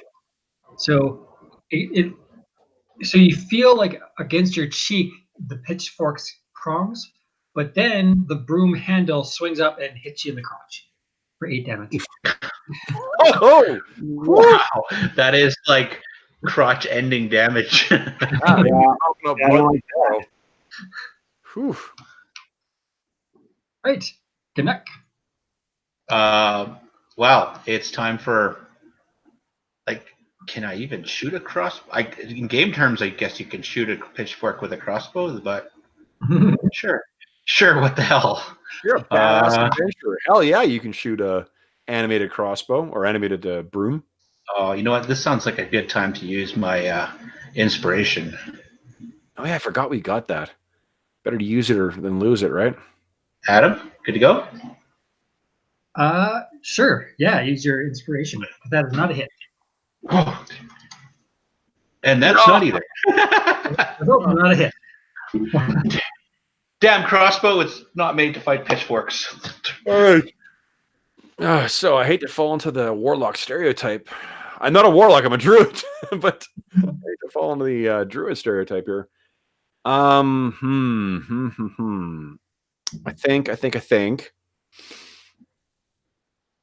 think from your point of view right now, it would have cover. So it'd be so +2 to AC. Okay. So it'll be -2 to whatever my results are here. I think you are probably pretty fucked up, eh? Kills? Yeah, I am blooded. Okay, well, I'm gonna use my last this place seems to be in no rush to be explored, so I'm gonna need to take a rest after. I need a nap and a sandwich after this, but I'm gonna cast Cure Wounds on you again. Okay. Boom. Boom. Ah, that's garbage. 4. Yeah. So that'll be my action. And then That wasn't a very inspired healing. no, it really wasn't. And I just want to see. I wasn't sure if only I deal the extra damage on a hex or whether you guys do, but it's only me, so I can use my bonus action next round for that. I'm done. great. So kills. One thing you do make note of is that animated objects, animated pitchforks do not have hands to open doors, and you did have to turn a handle to open that door. Yeah. Don't you have a prehensile tail? Aren't you Nightcrawler? I think I have a tail, but I don't think it's specifically prehensile. Damn it. All right. I will attack with my short sword. 13, does that hit? 13 doesn't hit. Oh, okay. As a bonus action, can I draw my other sword? Yep, you can draw. I think drawing is part of your movement. I think you spend half your movement drawing, I believe. Okay. Is it 5 feet of your move? Or... And like picking up something from the ground, I think takes half your movement. Drawing something takes half your movement. All right. Well, then we'll do that and attack with my offhand. Okay. There we go. Boom. There you go. I'm going to do it. It's that south. You're actually a southpaw. You really need to be leading with that from now on.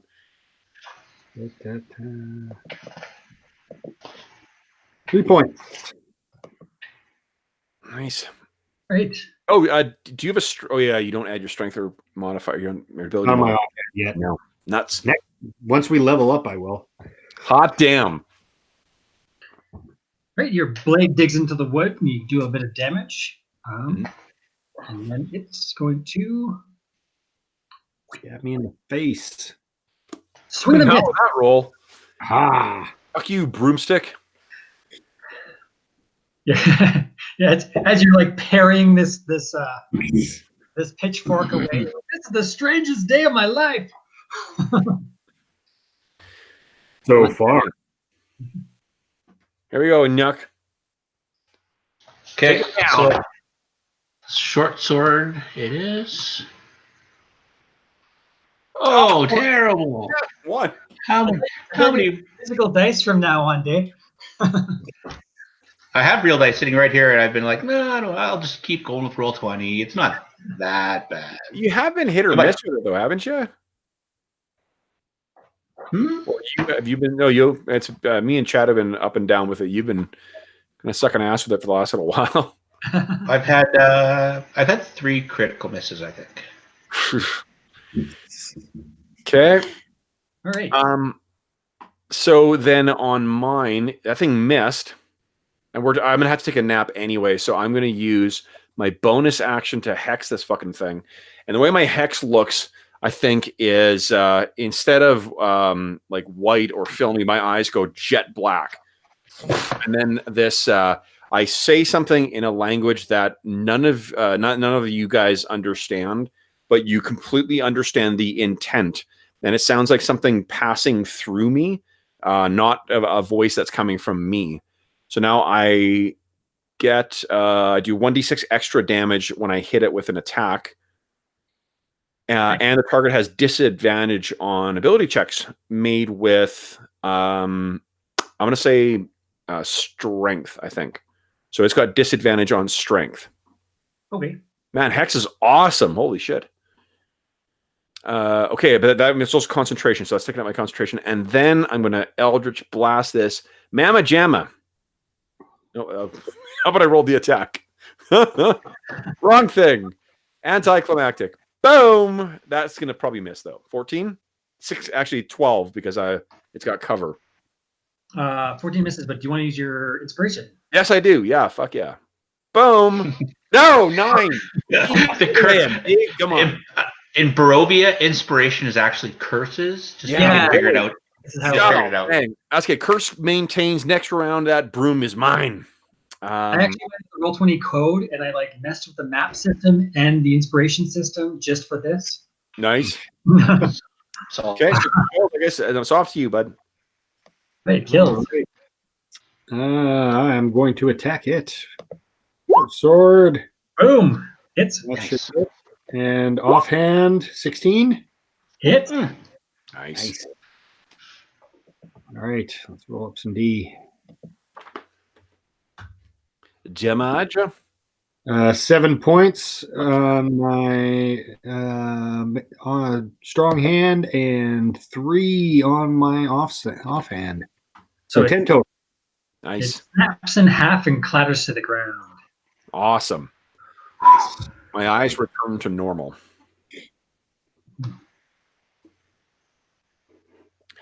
So, let's And then with the clatter, you kind of hear that same like motherly voice, but it's gone kind of angry, and it's like, "Shut up! Shut up!" sounds right. Yeah. So let's take a snoop in this place here, and then go take a. I need to take a rest. I'm not going to be of much value.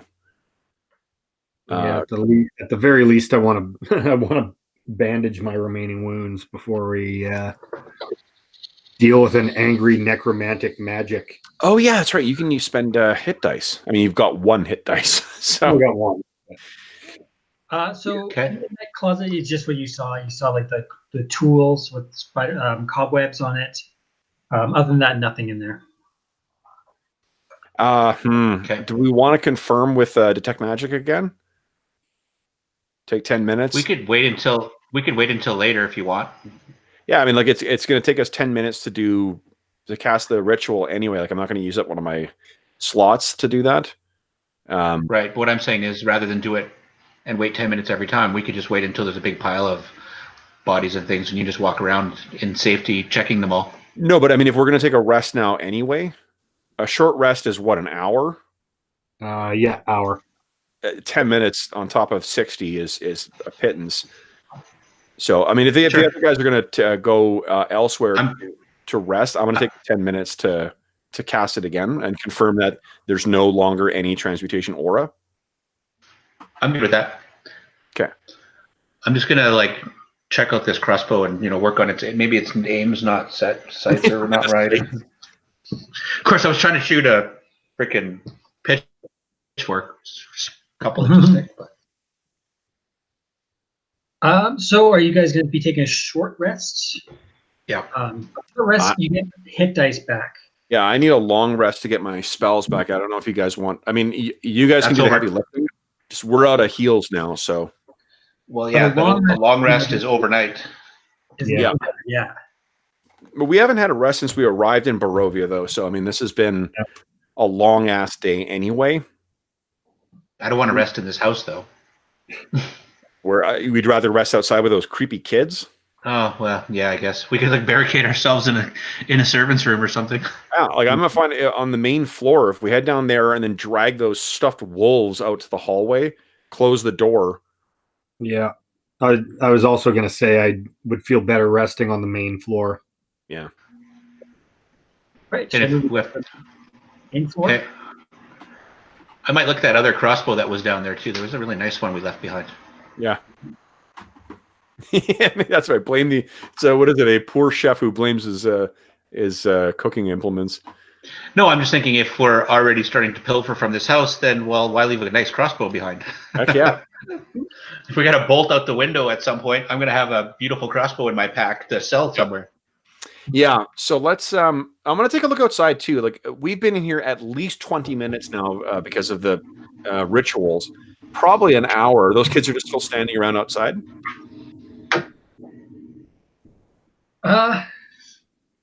We'll say you look outside and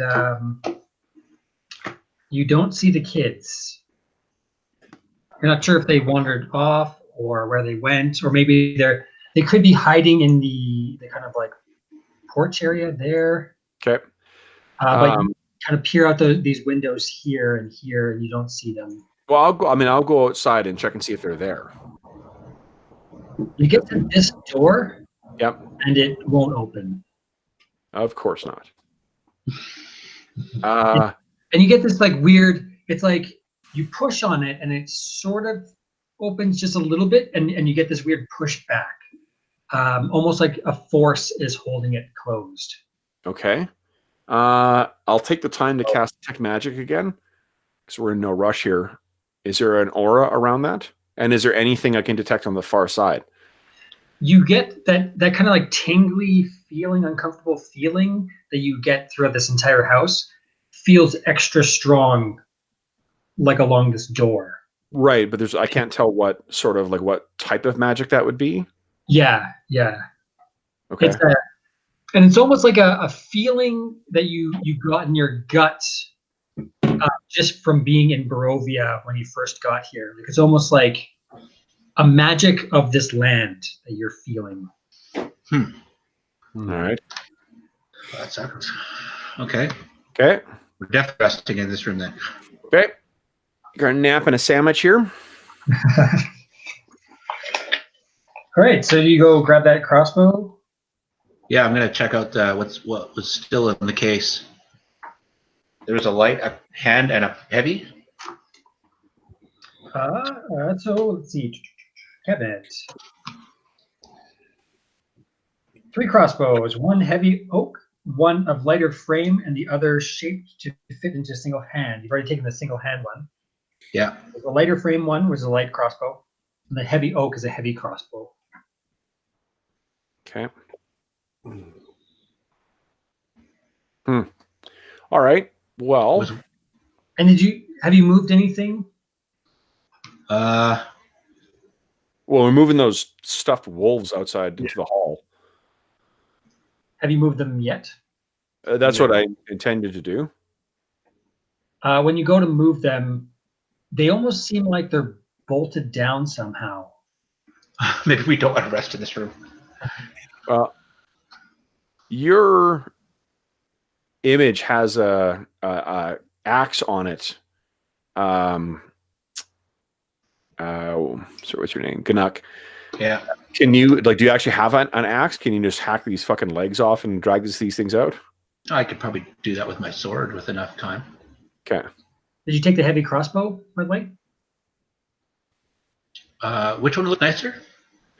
The heavy crossbow is the one that it's like nicely carved. It looks like the head hunter would use the heavy crossbow. It's like a really custom made, nice carvings on the handle kind of weapon.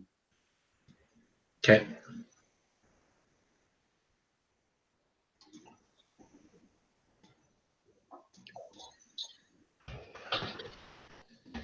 All right. Oh, and 3 cases of bolts. I'm not sure if you took them before, but 3 which? Sorry, I missed that. cases of crossbow bolts. Okay. Okay. I see, guys. It's 9 now. So maybe now. I mean, Adam, I'm not sure if this is a good point to wrap things up, or Sure, yeah, we can finish things off here. sure. Okay. Well, then I'm gonna pop out a roll 20, and we can make with the outros. Let's see here. Before we pop out, Dave, do you grab a crossbow? Yeah, I take the heavy crossbow. I just put it on my sheet. Because And it's I'll important. take. You pick up the heavy crossbow. Oh shit.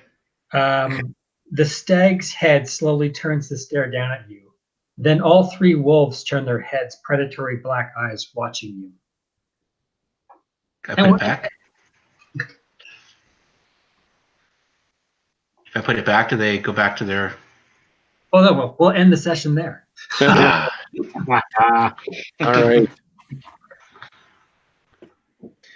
Okay, so let me get out of here. Stop sharing. Boom, we're back. All right. So for those listening at home, thanks so much for joining us for session 2 of Curse of Strahd. First, thanks, Adam, so much for running the game for us tonight. That was a lot of fun. I look forward to seeing whether my companions survive. I'm assuming I'm going to, so it's really just a question if the melee fighters are going to pull through. As always, if anyone at home has any questions, comments, or concerns regarding the session, please don't hesitate to leave a comment in the comment section below. You can reach Adam at the Twitter account that's listed in the description of the video. You can also reach me on Twitter at Dungeon Musings, all one word. I don't know why I say that. Of course, it's all one word. It's a fucking Twitter handle, dummy. I should really take that out of the outro. You can also reach me on by email. My email address is dungeonmusings@gmail.com. Otherwise, thanks so much for watching. I guess first and foremost, thanks again, Adam, for running the game for us tonight. That was really cool. I always enjoy getting back to the gothic horror of Barovia. And thanks to Chad and Dave for playing tonight too. Yeah, thanks for having me. Good times. Thanks, Kevin and Adam. That was good. Chad, I only noticed now too. You got this wicked Jim the Anvil Neidhart kind of Yeah. thing going to your beard there. I don't shave the beard until probably April is the plan. Depends on how winter goes. Yeah, the winter beard for sure. Yeah, I don't think I've ever seen it that long at the bottom. I just noticed it now. It's terrific. So anyway, thanks again, everyone, for joining us for the session. Thanks to Adam for running us, and we'll see you again in 2 weeks' time. And until then, happy gaming.